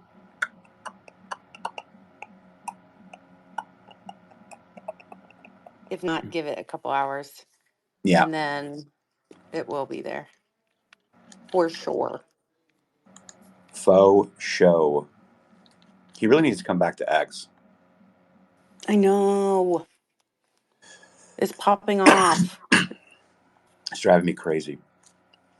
I I know. really don't want to go over to Truth and like just. Well, there is the Trump Truths account. Do you know about that one? Yeah, They're good because yeah, they put out as soon as he comes out with something, they always update it. So they're pretty good. yeah. We That's need true. mean tweets. I We know. need mean tweets. I'd give anything for a mean tweet. RN. I would love it right now if we could get. That I'll was be good mean. practicing, Savvy. Thank you. DonaldJTrump.com/. It was very professional. Oh, thanks, Jen. Thank you. It's not like anything's changed. Like, yeah, I'm still the same, like, super ultra MAGA savvy. I am trying to be more professional. Not gonna work. It's overrated. Soup's overrated. Although I will tell you, quick, fun little story. So my little mini me knew about my meeting today, right? And so I have my red dress on and like a black blazer. But I called her in there. I'm like, yo, what shoes do I need to wear? Black shoes or the American flag? And she goes, Mom, this is a business meeting, not a meeting to draw attention to yourself. So go black. Okay. I'm like, oh, fine. So I was like, in no way I'm going to wear black. These are my shoes. Like, these are the make it happen shoes, right? So I go to walk out the door with them on. She's like, are you kidding me? Are you kidding me? You pull me out from getting ready from school to ask my opinion, and you don't even listen to me? I'm like, you'll get over it. It's just fine. It's American flags all the way. And she's like, Mother. So I can't wait to tell her that she was wrong about the shoes, that the shoes yet again won the day. Yet Little again. fashionista over there. I know. She's trying to control me, my daughter, my 12-year-old daughter.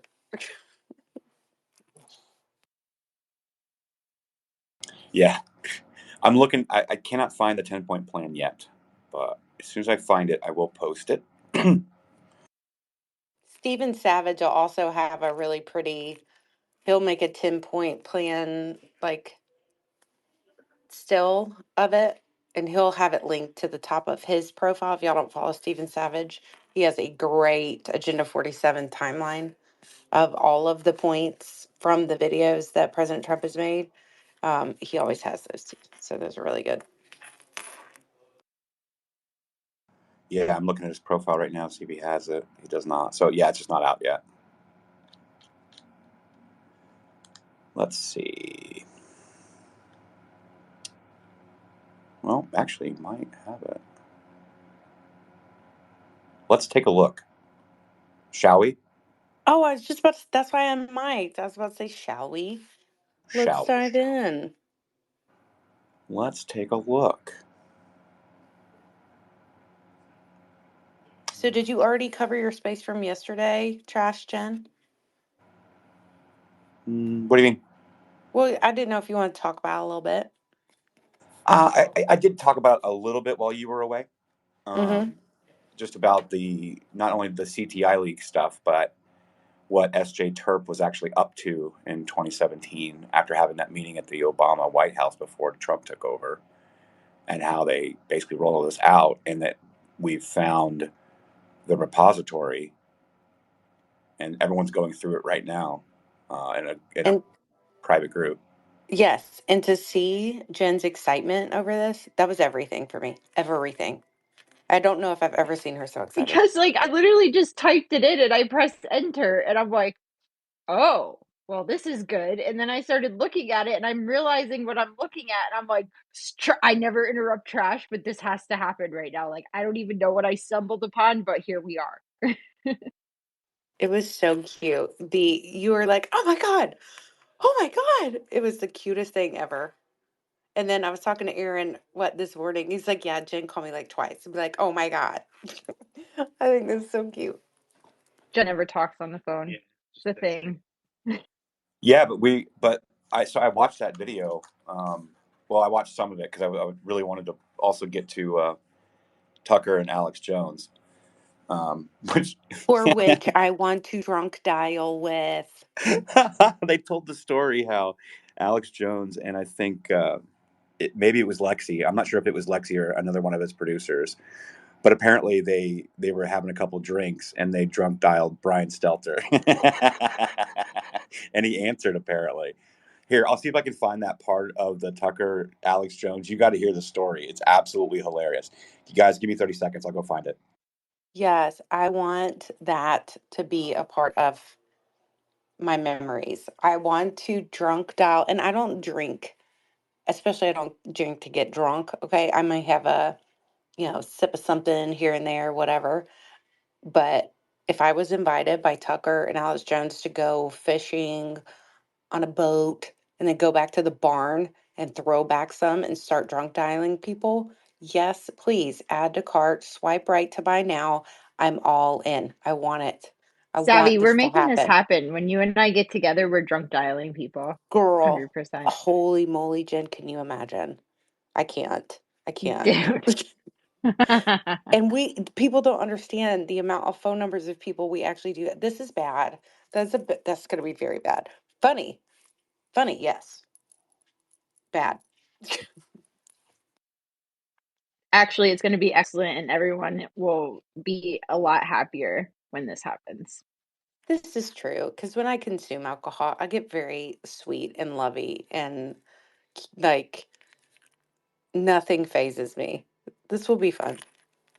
Oh, When I are you turned going to be into here? Jen New Yorker, girl. Oh It's Lord. bad. Do you think I have a New York accent now? Oh Lord, Okay. when I start This is drinking, so funny because it's bad. yes, Hot because dog sauce. then we are okay. So this does need to happen because when I am somewhat have been overserved in the past, that's when my Georgia super southern what my parents normally hear, that's what comes out. Oh my gosh, yes. That would be funny. It's happening.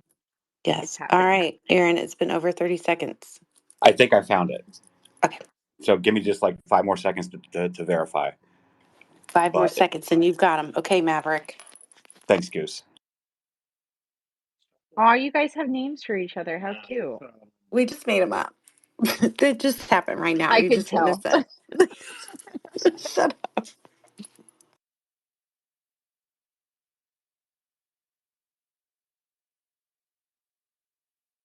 Okay, I did find it.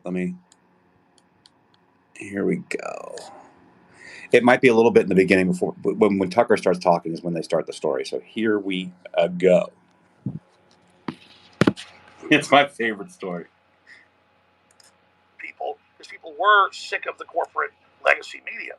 So people say, well, why is he so angry? Well, it's because he's literally trying to take us off air, literally taking our sponsors. I mean, the equivalent of the Vikings 1,000 years ago in England pulling up and burning a village down. And so there he is, all sweet and liberal and cackling and laughing, but he's really an agent of anti-American totalitarianism. And so he was the front man of that. And I wanted to just simply say, well, you're right. I see you. I know what you're doing.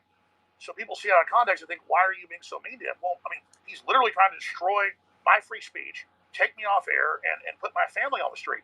So I'm pissed off at him. What's interesting is, and I mean, I don't know if you want me to reveal this, but we had dinner in our barn last night, and there were some drinks. And after dinner, you and my producer called Stelter on the phone. And what was and it was on speaker, so I listened to it. What was so interesting was, you've been very clear in a very direct, pretty masculine way, I would say, about how you feel about Brian Stelter. There's not a lot of confusion about your views on Stelter after clips like that, which doubtlessly seen because he rules himself compulsively. He was very kind of syrupy sweet with you. And that's why I was sarcastic and told him I wanted to date him. Yeah. In fact, the exact line that you had was, Brian, I'm not usually gay, but I want you. Yeah. And he seemed a little bit, I'm not saying he's open to it or whatever, but he wasn't shocked by it. And he's like, give me your phone number. I want to talk to you. Yeah. And then he hit your producer up, please give me his number right now. That was interesting. But I was being silly with him. But there was also a line. He goes, oh, Alex Jones. I said, I want you to come on my show. He said, oh, you still got a show? And I went, no, you're the one that doesn't have a show. Sorry, I shouldn't. Tell him the other line. It's so boorish to recount conversations people were witnessing. It was funny though. But you said, you're off TV now, but you were a real star. I mean, not on CNN, but on my show. It was so good. Anyway, but what was interesting was if someone had talked about you that way and then called you late night after a couple drinks, you'd say, up yours, pal. You know what I mean? Buzz off, or I'm not taking your call. But he kind of sucked up to you. That's a very weird, passive-aggressive posture. Well, I've said a lot of really mean things about him and attacked him. And when I watch the clips out of context, I feel guilty. But he was going around with Oliver Darcy. They would brag on Twitter and literally hitting hundreds of my sponsors. And I say hundreds, I'd have 20. They'd take them all. I get 20 more, take them all. This went on for years. So you go get a sponsor, you get them, they're doing great. He takes it away from you. And then he brags to him and Dart. I was taken off Twitter, not for the Sandy Hook stuff that came later that they focused on. Look it up. They had the former head of Twitter and the lawyer on Joe Rogan about 4 years ago. And Joe said, why did you ban Alex Jones? The lawyer goes, okay, let me open my clipboard. She goes, here's why. He was mean to Oliver Darcy. So I'm at the Capitol. They're having censorship hearings. Sundar Pichai's there. I just confronted him in the hall. Who runs Google. And you guys are welcome to use that if you want. And then that was at the Senate. So now they were going over to a House meeting. And there's Oliver Darcy in the line. He gets to get in. I don't even get into a hearing where they then attacked me. They'd attacked me at the last hearing, but I don't get to face my accuser. And so I get in his face. I don't threaten him, but I say, you are an evil man. You're un-American, coming after my free speech, harassing my sponsors, trying to get me off the internet. And the last place I was on was Twitter. They'd held out. And so Jack Dorsey had held out. And so Jack Dorsey admitted, well, the last straw was I bullied Oliver Darcy. And so that's why I was deplatformed. Elon Musk thinks it was the Sandy Hook thing. And notice. Do you know that in most cultures? So the story's hilarious, right? Alex Jones and Tucker's producer, they're having drinks and dinner in Tucker's barn, and they decide to drunk dial Brian Stelter. But the reason I kept it going was because of a lot of people don't realize how much Brian Stelter was involved, along with Oliver Darcy, as it's explaining here. And it's not just Nandini Jammy that was getting ads pulled from people like Breitbart and such. It's not just Media Matters doing what they're doing and making these hit pieces. Brian Stelter and Oliver Darcy were a big piece of this as well. And they were a lot of them, and this is why Alex Jones calls him evil, and he's right to do so. A lot of these guys took pride in getting these people removed, cancels, getting their ads removed from them. And they were doing this through legacy media. And it was Oliver Darcy and Brian Stelter and Nandini Jammy, of course, Nandoodles, and David Brock and Media Matters. It was all of them. And so I think Alex Jones had every right. But the story is hilarious because they drunk dialed Brian Stelter. And then he said, what did he say? He's like, I'm not gay, but I'm starting to like you or something to Brian. Alex Jones. Dude, I really wish I would have known all this now, because freaking at CPAC one year, Oliver Darcy had the room next to us, in the hotel. And I had to ride the elevator every day with that little twerp. And if I would have known now, whatever, you guys know what I'm trying to say. Yeah. Had you known. Oh man. Actually, do you guys want me to see if I can pull up the video where Alex is actually yelling at Oliver Darcy? I've seen it. Freaking hate that little twerp. Oh, me too. Let me see if I can find it. All right, so Alex Jones. Sabby will be back. She has a client. Yelling. It's Wait, so she funny. has a client yelling at her? No, I'm typing in Alex Jones, Oliver Darcy. No. Hang on real quick. 30 seconds. Hey, Kevin, how are you? Saw you come up on stage. Hey, what up, guys? I came in and heard Alex Jones talking, so naturally the guy who sounds like him had to chime in. Yo, I'm so happy I mean, not that he went anywhere, but I'm happy he's like officially back, like back in the conversation. Because whatever you think about Alex, man, he's just funny as hell. He's just fun, you know. Dude, the funniest thing is that literally during the March for Trump, because Dustin kept wearing his red velvet jacket, the one the weekend wore at the Super Bowl, like I can't help but say that. Alex Jones was literally calling Dustin Satanic Santa, like on his show the whole time. I mean, they made up like on the last day, like they gave each other a hug and like took a picture. But up until then, he was calling Dustin Satanic Santa on his show. That's amazing. I found the clip if you guys want to hear Alex Jones yelling at Oliver Darcy, because it's just so tasty. Because I can't stand, the Oliver Darcys of the world, Brian Stelter, Ben Collins, Brandy Zandrosny, these hacks. You may hear, I'll play it. Look at this right here. The guy that goes around policing and calling for censorship and then claims that Trump's wrong, there's no censorship of conservatives or patriots. You are incredibly shameful. How are you doing, Alex? You're just, look at you. Look, you are literally an anti-American, anti-free speech coward. You're going to go down the history books at the Criminal News Network. This is one of the main people right here who thinks you have no memory, who sits there and lobbies. Show him. It sits there and lobbies people to take other news off, claiming they're fake when CNN is the fakest WMD Gulf Arab state dictatorship funded. Unbelievable. I mean, look at those eyes, folks. If you want to see the eyes of a rat, no, I'm seriously, just I'm looking at the camera. Look at those eyes. Look at that slobbering to the system. And the criminals at CNN, all their warmongering and death, all their fake news, and then running around trying to police the internet and trying to shut people down. And then you think people are so stupid. On CNN a week later, you say no one's censoring anybody, no one's pushing for censoring, and then you say that Trump is the one attacking the press, but only does to stand up to your lies. Just look at this guy's eyes, man. That is who will rule your life.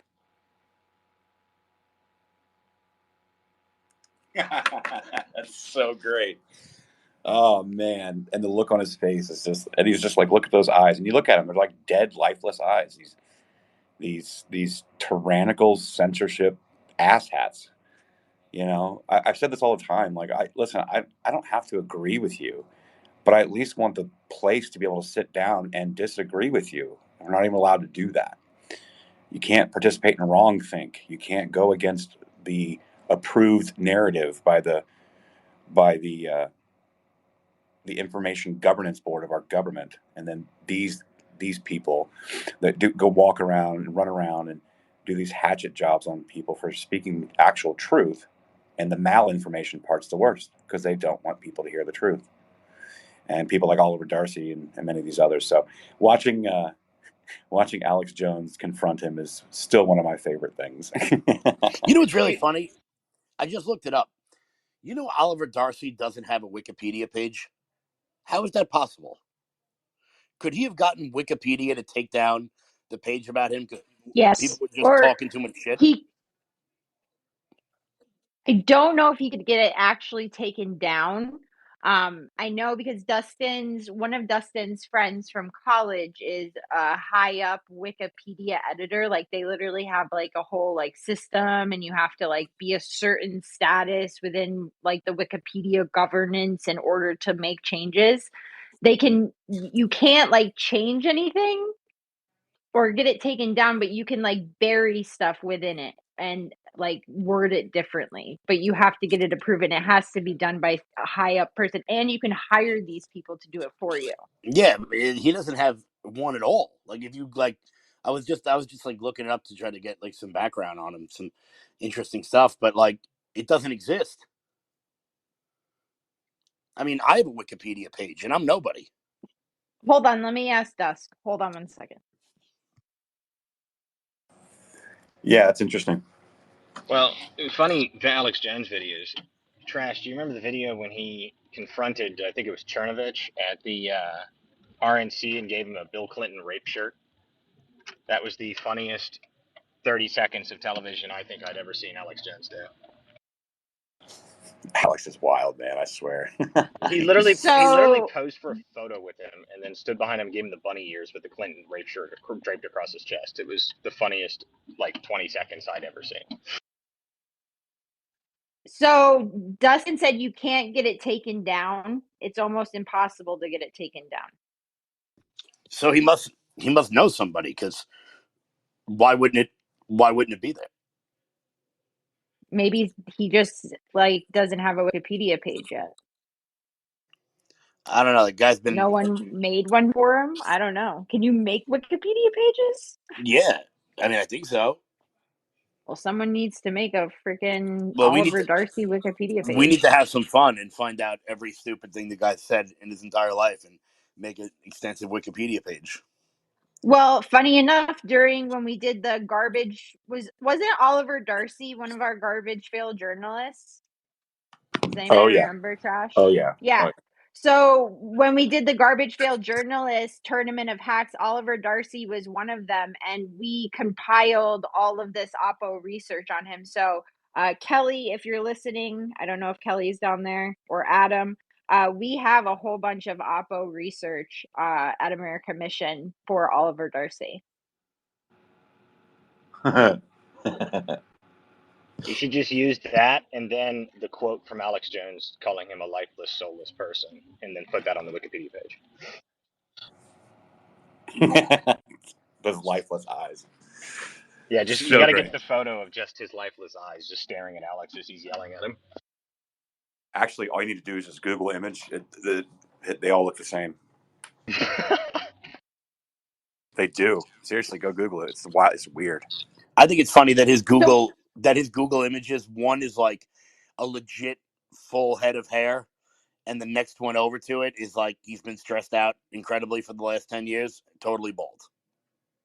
Wait, didn't he get caught jerking off on air? No, that was Jeffrey Toobin. That was Jeffrey Toobin. He's another winner. Yo, but he kept Walter, his job. Oh, I didn't know sorry, you could Kevin. do that.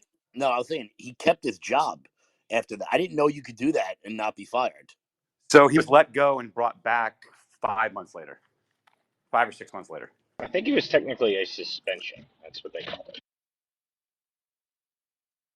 So, yeah, Walter, what did you find when you started digging last night? I know you found some interesting stuff. Can you talk about it? Yeah, so last night after we started digging into those disarm files, I sent it over to a couple of my analyst people that I've worked with in the past, and he found this grid that shows the entire disarm framework with hyperlinks to every single step of their plan all in one place. It's unbelievable, this kind of stuff that's in there. I have only scratched the surface of it. I just clicked on a couple of them. My personal favorite was the social media Amber Alert system. That was amazing. So they have a system set up in this framework that's designed to alert whoever has access to the database when a disinformation or something they claim is disinformation begins to accrue and a narrative starts forming. So they have an entire alert system designed to set up to tell them exactly when disinformation is beginning to spread, or what they claim is disinformation, I would rather say. So that's just one of the many things on there. It's got a step-by-step process of how all of this works. But what's more amazing about it to me was after my guys started going through it even further, they found that this is older than we ever thought. The oldest date that we have on this disinformation, the disarm framework, was that it started in 2010. So this is not, the previous dates that we had, I believe, set us into 2017 was the most recent ones that we found with the CTIL files. This shows that the disinformation framework was beginning to be built in 2010. So it's not, it goes even further back than we thought. This is this just shows that they've been doing this the whole time. This is the Obama's era. 2010 is when it began. So Obama set this whole system up from the 2010 era, and really began, looks like, implementing it in the Trump era. So this is an old system, and it looks like this framework, it even says, the documents are amazing, says that the U.S. government uses this as the primary system, the primary framework for fighting disinformation. It's an amazing document. I've got it all archived now. We've got it loaded into blockchain archives, so there's no way they can ever get it.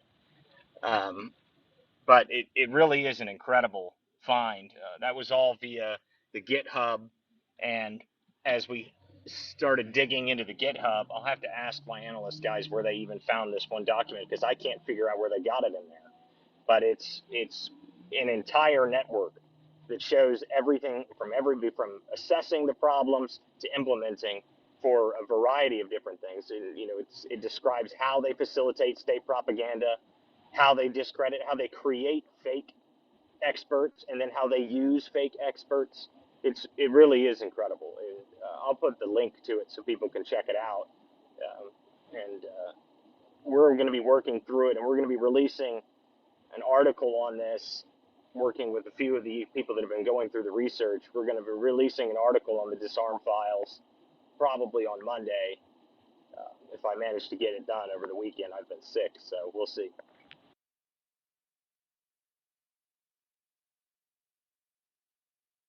Hey guys, sorry I'm here. I had a lot of requests for this info, so I'm sending it in the DM to some people that do open source intelligence work. So I sent those off. You now have those. Happy hunting. But yeah, so this is an interesting thing. So Rose, I think she's listening. She's the one that sent this to me. We were doing a space on the CTI leak files that Matt Taibbi and Michael Schellenberger and Alex Gutentag had released. And during that space, obviously Matt came in, and then a couple days later, they were at Capitol Hill talking about just a little bit. And Rose sent me the GitHub, this SJ Terp lady that started the CTI League in 2017. She had an entire GitHub repository of links to various different organizations that they were using and operating within, hashtags that they were using to mark things on X or on Twitter. This specific hashtag has bloomed even further because as you follow this hashtag, came across FOIA fan and somebody else had actually come across emails to Google from the title of this hashtag email addresses. And so we're really uncovering really the skeleton of the entire censorship industrial complex, not just these NGOs like we discovered in the Twitter files, not just these different organizations like the Global Engagement Center that has a hub of 9 different governmental agencies that all filter requests for censorship and takedowns through the Global Engagement Center. What we are looking at is the actual systems that were built to facilitate this. So it's one, like, I guess the best way I can describe it is everything that we've uncovered about censorship over the last several years has been the wardrobe. We're now discovering the body underneath the wardrobe. This is basically, and stupidly, they have repositories for the disarm networks that we're talking about. And in that repository is all this information. And as Walter's discussed, he's tracing it back to 2010. Guys, this is going to be a massive, massive, massive, massive story. And I hope that it gets more traction as we break into this, because every time we start digging into these repositories with different links and different people, and there's tools. I found a screenshot of a tool that the government used where they basically, it's like a one-stop shop Google application where they can search any kind of like content on social media, and it will actually tell them if it's part of an influence operation, what influence operation it's part of, and who it's connected to. Guys, the stuff we're finding is crazy stuff. And so we're just scratching the surface here. So good job, Walter. I can't wait to see that piece. Probably have a space on your piece once it's done. Maybe Yeah, invite. I figure we should definitely do a space. We were actually talking about this, Trash, that maybe a good idea for us to do would be to, when we write the piece and have it out, but then we'll have a video streaming so we can show people what the network looks like, how the framework actually operates. Because the grid that we looked at is, I mean, it really is mind boggling. Like it shows every possible scenario of how these capabilities operated in direct links showing you so how these things operate, and then within those links it hyperlinks you back to other things on how they're supposed to be used. I mean, it's unbelievable how detailed it is. And like you said, to me this looks like this is the framework for how the system operates. You know, how it doesn't matter who uses it. It doesn't matter what the name of the organization or the censorship apparatus that's doing it. This is the framework that they base the censorship off of and how they influence it. That's how this works. So it really is incredible that we found this thing. And what's more amazing to me, I think, is the fact that it's all freaking public information. Like it's just been sitting out there, but it's, you know, it's in the depths of the internet because they didn't think anybody would find it, I guess. I mean, but it's all just out there. You know, you would think that if these people were smart and had any sort of operational security at all, that all of this stuff would be in some hard drive in, you know, the CIA's basement or something. But it's not. It's literally on GitHub. Like, I mean, like, what the hell is this? I don't understand. That's why when yesterday when you showed this to me, the first thing I clicked on was a Medium page that said in the first paragraph of the article, our tactic in the new patch notes updates on how to facilitate state propaganda. I was just like, what am I looking at here? I mean, how is this just sitting here for the whole world to see? I mean, I assume they just assume no one will ever look for it. I guess I have no idea.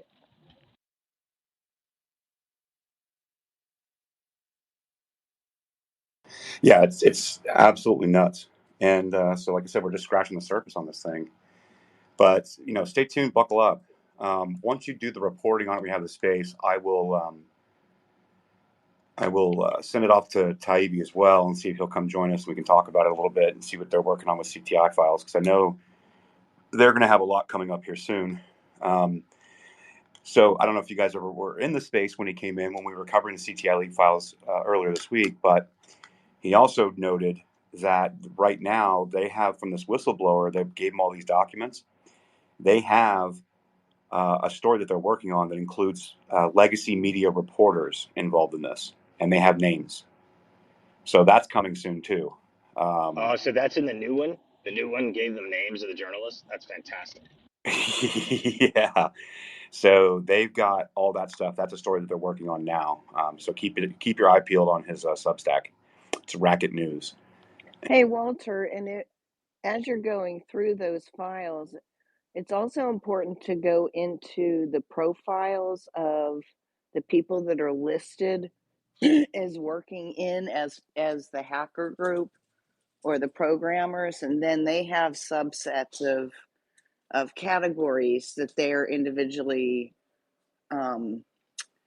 basically putting into storage, archiving. And I think I posted in our group, you know, the list of all the COVID-19 YouTube videos that they deleted, which Yeah, is that's definitely part of.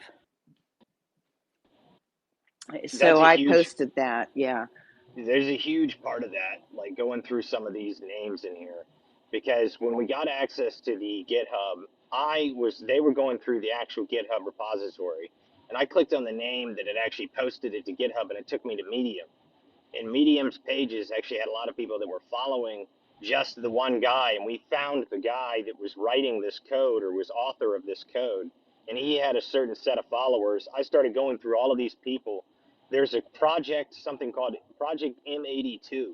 It's a French intelligence operation around disinformation, and it's set up by the EU and FIMI, which I'm not entirely sure what that acronym stands for, but I'm looking further into it, and there's also something amazing that I sent to Jen last night that I kept seeing an acronym at the beginning of a lot of the URLs I kept going to from these people's pages, and it was CSSH.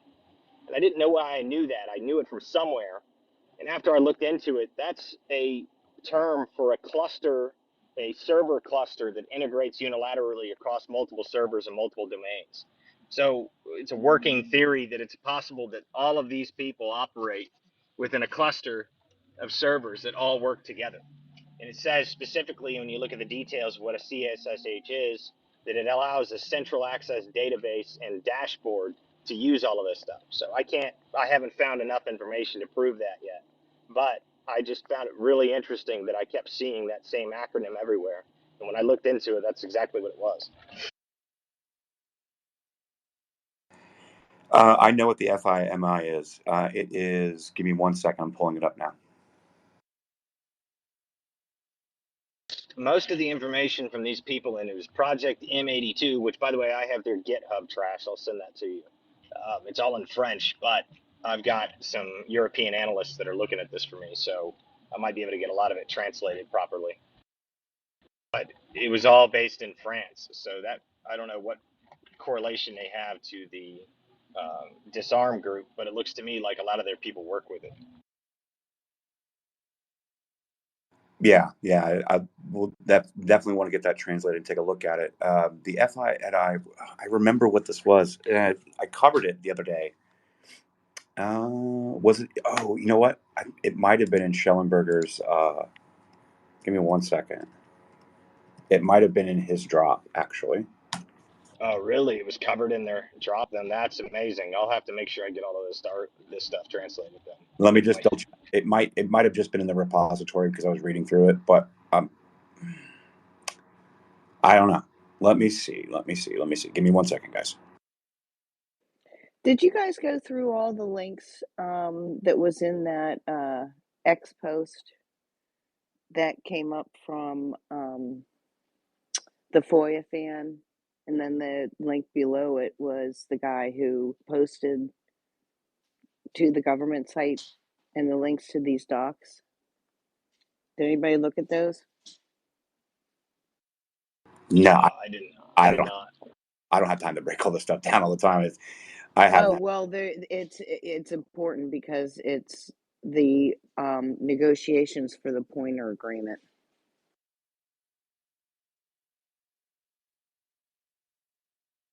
Yeah, I'll take a look for sure. Yeah, I downloaded them, so I have them. Okay. Good. I've got a number of other files that I need to get into the group, by the way. Twitter's UI is kind of terrible for sharing files, though, so I don't know how to send that over, the PDF documents. Maybe we can Yeah, set I a Telegram agree. or I don't know something. how you do that. Yeah, Well, maybe we can set a Telegram up for us at least doing this. if it's a PDF document, I mean, you could just create an archive page of it and then just send a link. Oh, yeah, that's probably the best way. I'll do that. Yeah. So I remember what this was. It's the FIMI is like foreign influence. Where was it? It may have been in the repository, but it was like the foreign influence something. I just, for some reason, it's bothering me, and maybe I just need to like calm down. But It I might can't. be you know what? I think I remember reading that now. I think it was the Foreign Influence Misinformation Index. There you I go. think that actually is it. So there's a group of them that are all part of the M82 project that work with that, and they all had FIMI tagged in there. I remember reading that somewhere now. That would be it. That's correct, sir. So yeah, pretty crazy stuff, guys. We've covered a lot of topics in this space. I know Sag will be back. She had a phone call, but when she comes back, just send the co-host invite now. But we covered a lot of ground today because there's a lot of good news. There's a lot of things happening. There's oil in the gears. You know, we saw the Hunter Biden felonies come out yesterday, and I discussed a little bit about that, about how, you know, Catherine Herridge is obviously way more optimistic than I am, but the door is open for Weiss to be able to charge under FARA. Once he charges under FARA, this is when the entire thing unravels, because then they're going to have to answer the question, okay, yeah, we know you got the money. That's why we're having these tax cases, but what was the money for? And when they go to answer that question, that is where Joe Biden and I believe Obama enter the conversation on this deal. And so that's massive. We're going to keep an eye on that. We covered Project 2025, which is the transition plan to dismantle the administrative state and who to put where. how to do it, how they plan to do it, using the Office of Personnel Management from the 1978 act that Congress passed that was supposed to limit the power of the administrative state that was originally created under FDR. And in 1978, the Civil Service Reform Act established the Office of Personnel Management. And so removing these layers of the administrative state and getting the National Security Council out of the White House and restoring the power back to cabinet secretaries, which is ultimately under the executive, that is where you start to dismantle this deep state bureaucracy that is actually, as was noted by James Bacon in that thread I put together that's pinned to my profile, that they were the ones telling the cabinet secretaries what they should be doing. And these people were unaccountable. They couldn't be fired. And so this plan of Project 2025 is very, very important. And in conjunction with Project 2025 is America First Policy Institute, the America First Transition Project. This is designed to not only get the right people in place, but then on day one, start putting forth the America First policies into place. And so you have, America First Policy Institute working in conjunction with Project 2025. Hey, And that Trash, is what. did you see the interview that Jordan Peterson did with the head of? Hang on. Go ahead. I'm recapping. Let me finish my space. Sorry. So, yeah, this is what we've been talking about here. And Savvy actually had some great news today. When she comes back, she can tell everybody, but she is officially joining the Trump campaign and team. She's going to be working with state delegates, national delegates, working with the surrogates, director of the surrogates wing. Her first event is going to be in Iowa. So a lot of really, really exciting things are happening right now. And a lot of things are moving in the right direction. So there is optimism out there. It's just all gas, no brakes. So that also is in the same discussion, same vein of what we were talking about here in removing and dismantling the censorship apparatus, which I played the 3-minute clip that Trump had just put out a couple hours ago, explaining exactly what he's going to do to drain the deep state once he's in office. It's about a 3-minute clip. I probably will play on the space again so you guys can hear it, but it's a 10-point plan. It's very specific. And this is what these are what solutions look like moving forward into 24 and 25. And so that's where we were focusing on. So, but that's essentially where we're at with the space and the recap. I know Jen is traveling. Savvy will be back, but it looks like I'm rocking it solo. But so, okay, now Walter, what were you saying about an interview? Yeah, the interview that Peterson just did with the president of the Heritage Foundation. Did you watch that yet? No. Oh, dude, it's really, really good. He goes through it and he says that they're recruiting 20,000 people to be put installed on day one. Like That's correct. it's amazing. It's an amazing interview. You should definitely watch that. Everyone should go watch that. That was probably the best interview Peterson's done in the past 2 or 3 months. Right. So the Heritage Foundation was the lead, and that's who James Bacon was. This thread that I have pinned to my James Bacon was one of the architects of this Project 2025 through the Heritage Foundation. So what he's talking about there with Jordan Peterson is specifically about Project 2025 then. And that is where this plan came from. And again, it's not just Heritage Foundation that put this together. You go look at it. So again, it's the pinned tweet on my profile. And I have a link to the 920-page document called Mandate for Leadership from Project 2025. And when you open up that document, take a look at who crafted it. Like, this was not just put together by people at Heritage. They were the lead on this, right? And, Robert Bose, James Bacon, a lot of the people that were involved. But you can see the list of people that were involved. There was a lot of people that, and Robert Bose was in here explaining it to us because Savvy and I do the spaces on Project 2025. We're going to be doing part 3 soon. We just did immigration. We did the introduction, the first one. We did immigration, the last space we had. And then we're going to move into the Department of Homeland Security and other executive branches that we're going to be discussing. So, but if you look at who crafted this, I mean, just name off a few, right? Alabama Policy Institute, Alliance Defending Freedom, America First Legal Foundation, Stephen Miller, great organization. That's who's doing the America First Policy Institute. Claremont Institute, Heritage Foundation, Hillsdale College, Michael Anton, James Madison Institute for Women's Health. And the thing was, and Robert told us when they were creating this plan, there was a lot of people that put their own interests aside to work together to put this together. And some of this plan does work against some of these folks' interest, and they still said, nope, full speed ahead. Let's get this plan hashed out. A lot of debate. They had a lot of discussions. It took a long time to build this, and so it's really impressive. And I think that's why we're giving it the oxygen that it deserves. But yeah, I'll check it out. I'll see if there's. I wonder if there's any. Is there any like clips that maybe Jordan Peterson's team or Heritage put out maybe that I can play on I'm not space? sure. I'll let me see if I can find those. I mean, I've been covering this stuff too for a number of months. I wrote a article back in June, I think it was, called The Unitary Executive, because I was curious how Schedule F and all of this stuff was going to work. And it's based on the Unitary Executive theory that goes back to a Scalia dissent from the 1980s. And I've been covering this for a while because part of their plan, one of the things that Robert, that you're talking about, I talked to him just the other day, that they talk about is decentralizing the administrative state and how they're going to do that. And that's actually something that my father, when he met with Trump Jr. in 2017, told him that they needed to do. And they didn't believe that they needed to move all of the agencies out because the top three layers of the agencies were all corrupted. He didn't believe it then, but I think he believes it now. So I think that's going to be the biggest thing that they're going to do. They're going to move these agencies out of D.C.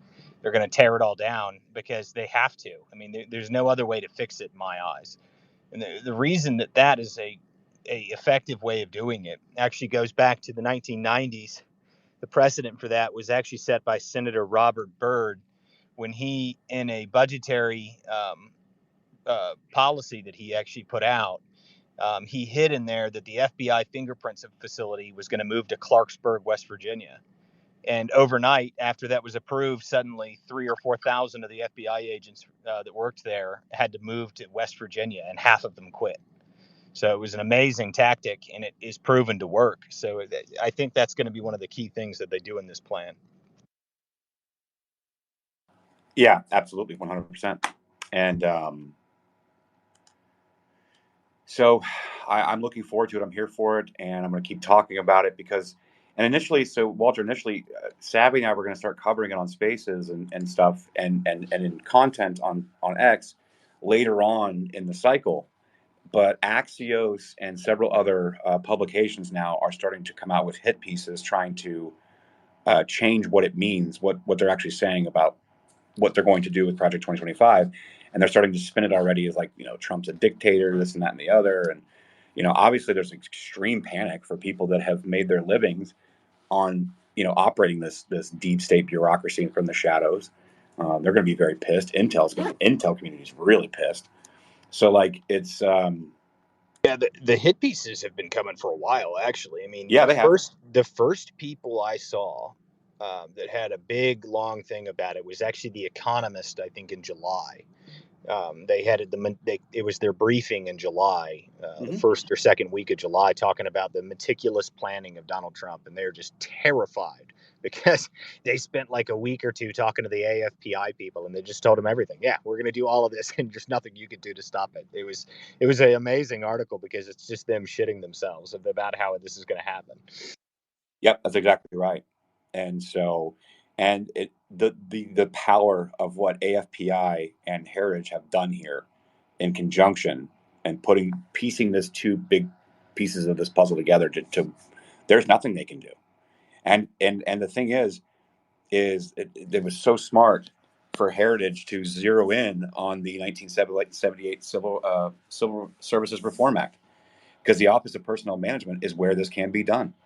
And it's absolutely within the power of the executive to do so. This was put into law. This was an act put by Congress. It was designed to protect and prevent the corruption of this administrative state, and then it itself got corrupted. So, well, there's not only that. The amazing thing about these articles coming out now about how, oh my God, Trump's going to be a dictator, blah, blah, blah, is that what people don't understand is that actually Biden has been using the unitary executive theory to his benefit currently.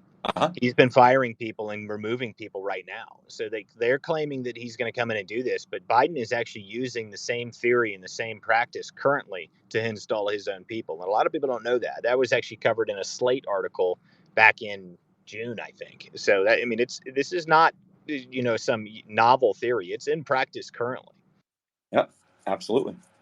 And that's why it's so important to keep talking about it so we can cut through the noise and not let a narrative catch hold that's a lie. I remember when I remember when a lie could last a good 6 months, a year, sometimes forever. And then it was chopped down to like 30 days. Then it was down to like 2 weeks. Now, within minutes of a lie being put out by legacy media or by, hack operatives that LARP as journalists, it gets cut in half immediately. And you just got to stay on it, got to keep on it. It's not working anymore. So, and without having the full grip of the censorship apparatus like they had, it's going to get a whole lot worse for them. So, if you guys want, I can actually play. So I've played the American First Policy Institute introduction to their transition project. Obviously, I've covered Project 2025. I played the thread that I put together with James Bacon. I have played this video that came out 3 hours ago from Trump regarding this 10-point plan that he's got for his administration specifically, not just a general conservative administration. If you guys want, I can play that clip, but he breaks it down in 10 points, exactly what he's going to do. You guys want to hear that? Yeah, okay. go again. Here's my plan to dismantle the deep state and reclaim our democracy from Washington corruption once and for all. And corruption it is. First, I will immediately reissue my 2020 executive order restoring the president's authority to remove rogue bureaucrats, and I will wield that power very aggressively. Second, we will clean out all of the corrupt actors in our national security and intelligence apparatus, and there are plenty of them. The departments and agencies that have been weaponized will be completely overhauled so that faceless bureaucrats will never again be able to target and persecute conservatives, Christians, or the left's political enemies, which they're doing now at a level that nobody can believe even possible. Third, we will totally reform FISA courts, which are so corrupt that the judges seemingly do not care when they are lied to in warrant applications. So many judges have seen so many applications that they know were wrong, or at least they must have known. They do nothing about it. They're lied to. Fourth, to expose the hoaxes and abuses of power that have been tearing our country apart, we will establish a Truth and Reconciliation Commission to declassify and publish all documents on deep state spying, censorship, and corruption. Let's go. And there are plenty of them. Fifth, we will launch a major crackdown on government leakers who collude with the fake news to deliberately weave false narratives and to subvert our government and our democracy. When possible, we will press criminal charges. Sixth, we will make every inspector general's office independent and physically separated from the departments they oversee so they do not become the protectors of the deep state. Seventh, I will ask Congress to establish an independent auditing system to continually monitor our intelligence agencies to ensure they are not spying on our citizens or running disinformation campaigns against the American people, or that they are not spying on someone's campaign like they spied on my campaign. Eighth, we will continue the effort launched by the Trump administration to move parts of the sprawling federal bureaucracy to new locations outside the Washington swamp. Just as I moved the Bureau of Land Management to Colorado, as many as 100,000 government positions could be moved out, and I mean immediately, of Washington to places filled with patriots who love America, and they really do love America. Ninth, I will work to ban federal bureaucrats from taking jobs at the companies they deal with and that they regulate. So they deal with these companies and they regulate these companies, and then they want to take jobs from these companies. Doesn't work that way. Such a public display cannot go on, and it's taking place all the time, like with Big Pharma. Finally, I will push a constitutional amendment to impose term limits on members of Congress. This is how I will shatter the deep state and restore government that is controlled by the people and for the people. Thank you very much. Let's go. Let's go. I am looking for disclosure on the censorship. I want to see how much I was right about, how much we didn't even know about. I'm here for it. I really wish they wouldn't call it a Truth and Reconciliation Committee, though. Jesus. Yeah, I don't know about that name. That might need a reworking of the name. Yeah. That sounds a little too Ministry of Truthy. Yes, it does, and it's just like an easy attack vector. Yeah, way too easy. He's got to rework that name. Well, but okay, all right. Maybe that's the point. Because Maybe. if they start reeing and like screaming and shaking, literally shaking like Van Jones did the other day, literally shaking, and they start talking about it, does that bring exposure to what it means? Because I don't know. Trump's been so good at that. Like every yeah, time he says something, it's done intentionally. So they all start screaming about it. And then everyone looks around like, wait a minute, that's exactly what you're doing. right, right. So we'll see. I don't know. But so he did say it though. He said moving the agencies out. That's exactly what I was talking about. Yeah. That's the big thing right there. So I mean, that's something he doesn't need anything for. That's the cool thing about that guy. So when we met with Trump Jr. in 2017 to tell him that he needed to do that, we told him we needed to build a facility in Butte, Wyoming, and move half the federal government there because there's like 4 people that live in Wyoming there. So most of these bureaucrats that are used to DC will never move out there. And so it's amazing and it's fantastic that he's doing that. I mean, he could start with the Department of the Interior and just put it near like Yosemite National Park. I mean, that's what they do. They focus on everything that goes on in like the national parks and shit. There's no reason why that department should be bogged down in one of the most congested cities in America. When meanwhile, the Interior Department, their entire job seems to be related around Went empty silent space. unless I'm missing something. What? Walter, I'm going to drop you down and bring you back up. You can't hear Okay. Kevin. Yeah, no, I mean, yeah, I can. All right. Think about it. If he sent the Interior Department to Idaho or Montana, wouldn't they be a hell of a lot closer to the majority of the places that they have jurisdiction over anyway? Right. I mean, it's that's really the point. And that seems to be the easiest one. That's like I mean, we know it's not. We know that they're all just political hack jobs. But if he started with that one, it'd be like, look, you want to take over Yellowstone National Park, maybe you should be near it. That'd be very hard to argue against. Well, that's the whole point, right? And that's the conversations that we're having around, moving the RNC and doing all these things and getting it out of that, just getting it out of that DC swamp machine. Matter of fact, it's interesting to note, if you go to my profile, my highlights tab, I put together a thread because I remember watching Matt Gaetz on Timcast like a year ago, almost, it seems at this point. And it was where he was on Timcast talk. It was just after they did the McCarthy vote.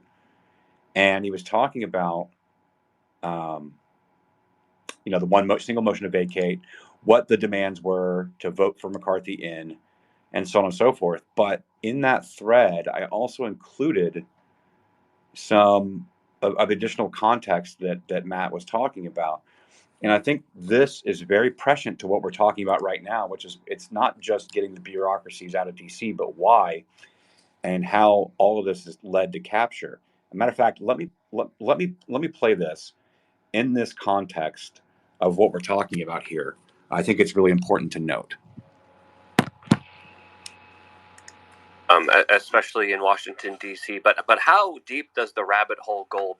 Because there's a lot of people talking about the deep state, the intelligence agencies having a lot of control, using a lot of extortion, special interest groups pulling the strings here. What's your understanding of how things really work in Washington D.C. compared to what the average American kind of sees? Well, I think that, the most corrupt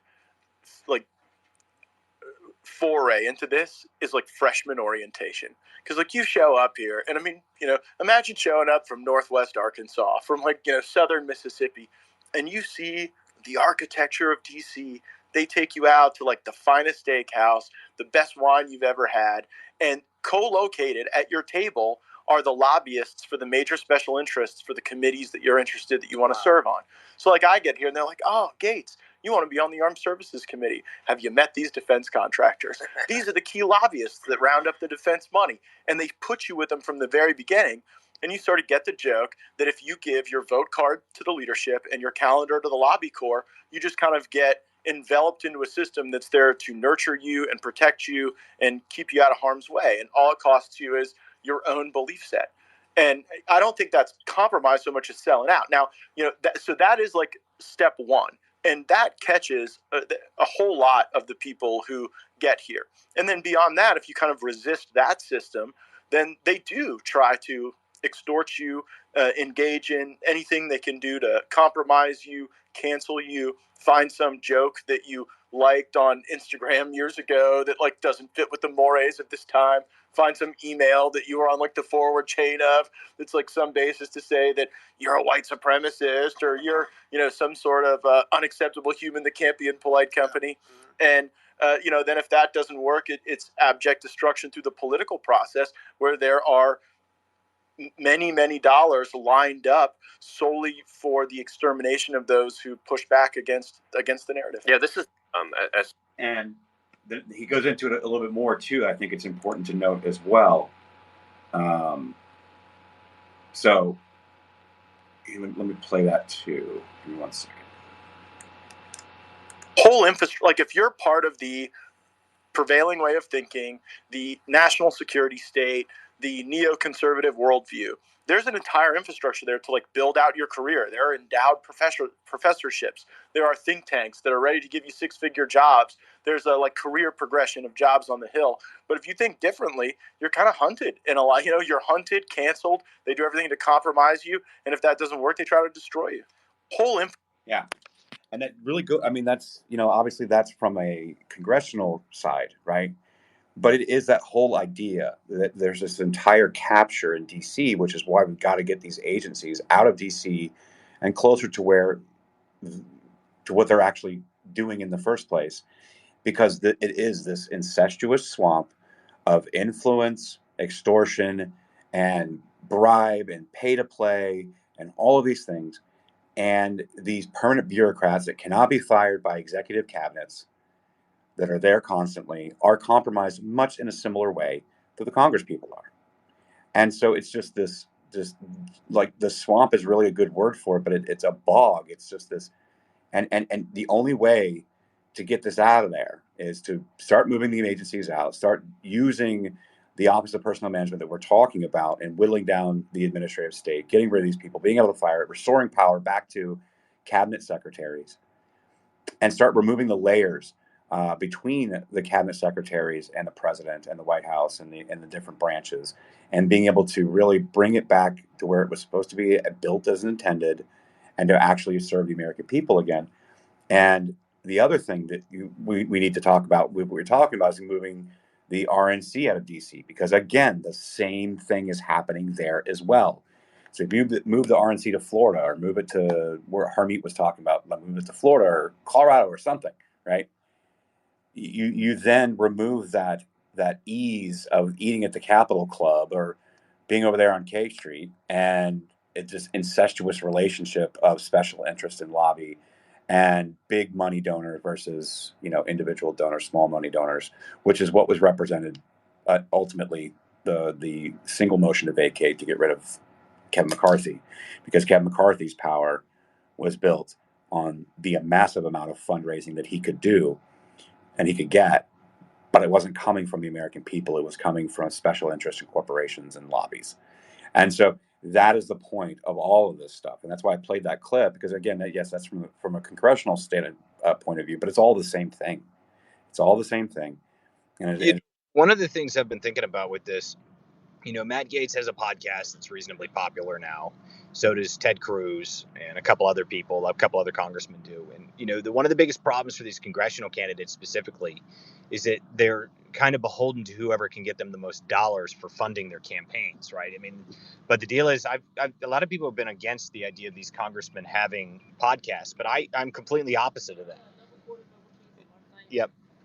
And I think if they have these podcasts that are directly their constituents and the people that think like them in Congress, that allows them to use the funding that they get from that to fund their campaigns. I think it's a brilliant thing.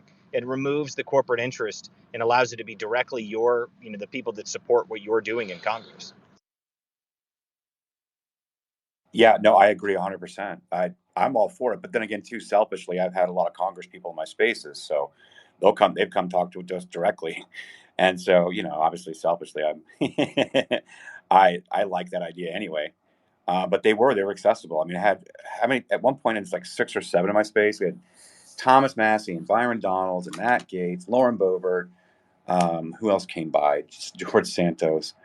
A lot of people came by, and so talking to us directly, and they were telling us that like it did matter. Like it did matter. They were telling us it did matter. It did matter. It mattered during the motion to vacate votes.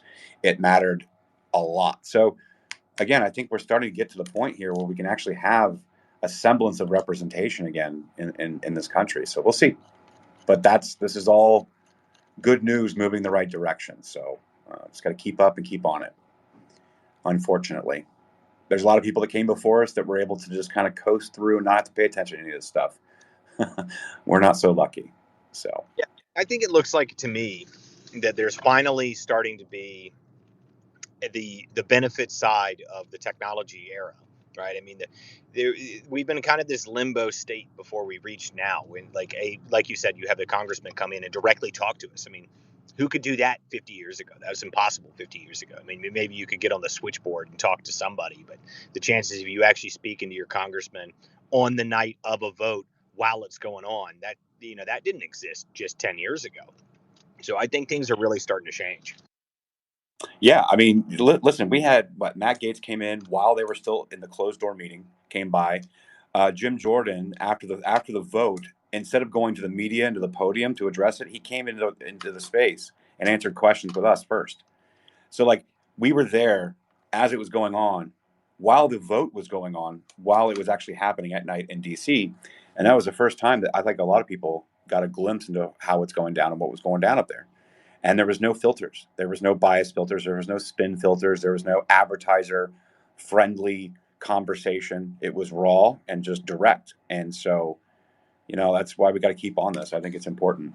So, yeah, I mean, it brings them back to a human level, right? I mean, because you see the C-SPAN clips, you see the media of sound bites, you see all this stuff, but you have to remember that these people, they're still just people. And if you get them in here to actually talk to us, which is fantastic that they've been doing that. I don't think that existed before Elon. I really don't. I mean, I know technically spaces existed before that, but I don't think they were anything compared to what they are now. I mean, now when people come in to talk in spaces, you can have 3,000-4,000 people in there listening. I mean, that's an audience for a congressman. A 3,000-4,000 person crowd is huge.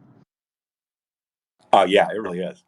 It really is. I mean, it's not uncommon in our spaces here too. I mean, we had 11,000 total earlier this week with the Taibbi space that we had with the CTI league files. So, hell, that week that Nick and I were doing the vote in DC where all the Congress people were coming by, we had 20, 30, 40,000 people. Hell, Lou Dobbs was kicking it with us that week. He would come in, chat with everybody, answer questions, ask questions. What a time to be alive, man. What a time to be alive. And that was 30, 40,000 people that listened to that stuff. Yeah, it was 44,000 total because I did the numbers afterwards because we had Dustin and Jen in there, so we wanted to see how many we had total over that week. 44,000 people. It was amazing. I mean, that's a serious audience, and that's listeners. I mean, that's not just random people barely watching the television like they do for CNN. Right, because it's all social audio, so it's listening. It was quite impactful. Well, I know Savvy was going to come back. She's got a bunch of phone calls. Obviously, it was a big day for her, so she's talking to her family and everything. And congratulations to her for joining the Trump campaign and team.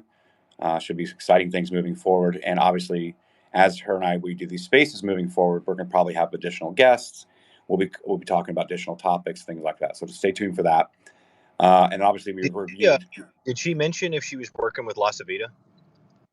No, she didn't mention any names. Okay.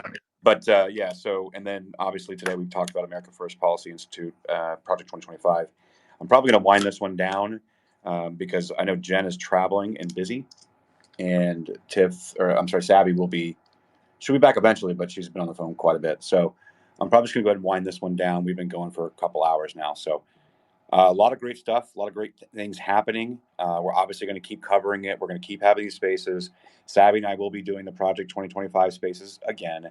We will be doing part 3 very soon. Obviously, stay up with me on the censorship stuff because that's one of my main beats that I cover. And we will be keeping an eye out. I will probably have sporadic spaces as there's more content that comes out. Matt Taibbi did, in fact, do a part 3 of reporting for him for the CTI leak files, but it was exclusively on Substack. So I have been waiting a few more days for the traffic to go to his Substack before we have the space about it here. Yesterday, we did cover Schellenberger's CTI leak files drop yesterday. It was a small one, but it's a good one. There's more whistleblowers coming out. So as the whistleblowers come out from these government agencies and they're bringing this information and receipts, I will continue to cover it. We will have the spaces on it. We will have the guests in here and the people that know what they're talking about, especially around IE censorship industrial complex. And I have no doubt that Matt will stop back by once we're covering his content again. He always does. He'll come in, answer some questions. He's really, really been gracious about that. And there's a lot of exciting things coming out that he's working on that he told us about. So keep an eye on that. We will keep on keeping on, but it is a good Friday. There's a lot of really excellent happenings going on. And so we're just going to keep all gas, no brakes. So any final words from anybody up on our panel? And then I'll close it down. No, nothing much really. But Trash, I want to get with you about our America Mission article that's going to come out, and we'll have a space when we cover some of these disarm files. So I'll get with you offline. But other than that, yeah, keep up with everyone here, and definitely more to come in the future. Trash, good stuff as always. Let's keep going. What do we got? 333 days till Election Day. So let's keep rocking and rolling, everybody. It's going to go super fast, man. Super, super fast. So I was just thinking, it's almost a year since the Speaker McCarthy vote. Yeah, it is. January. It's crazy. Absolutely mind-blowing. 1 year and 20 pounds ago, Kevin McCarthy was fighting for his speakership, and now he's out of Congress. Yeah. All right, ladies and gentlemen, boys and girls, children of all ages. That's it for me today. Peace.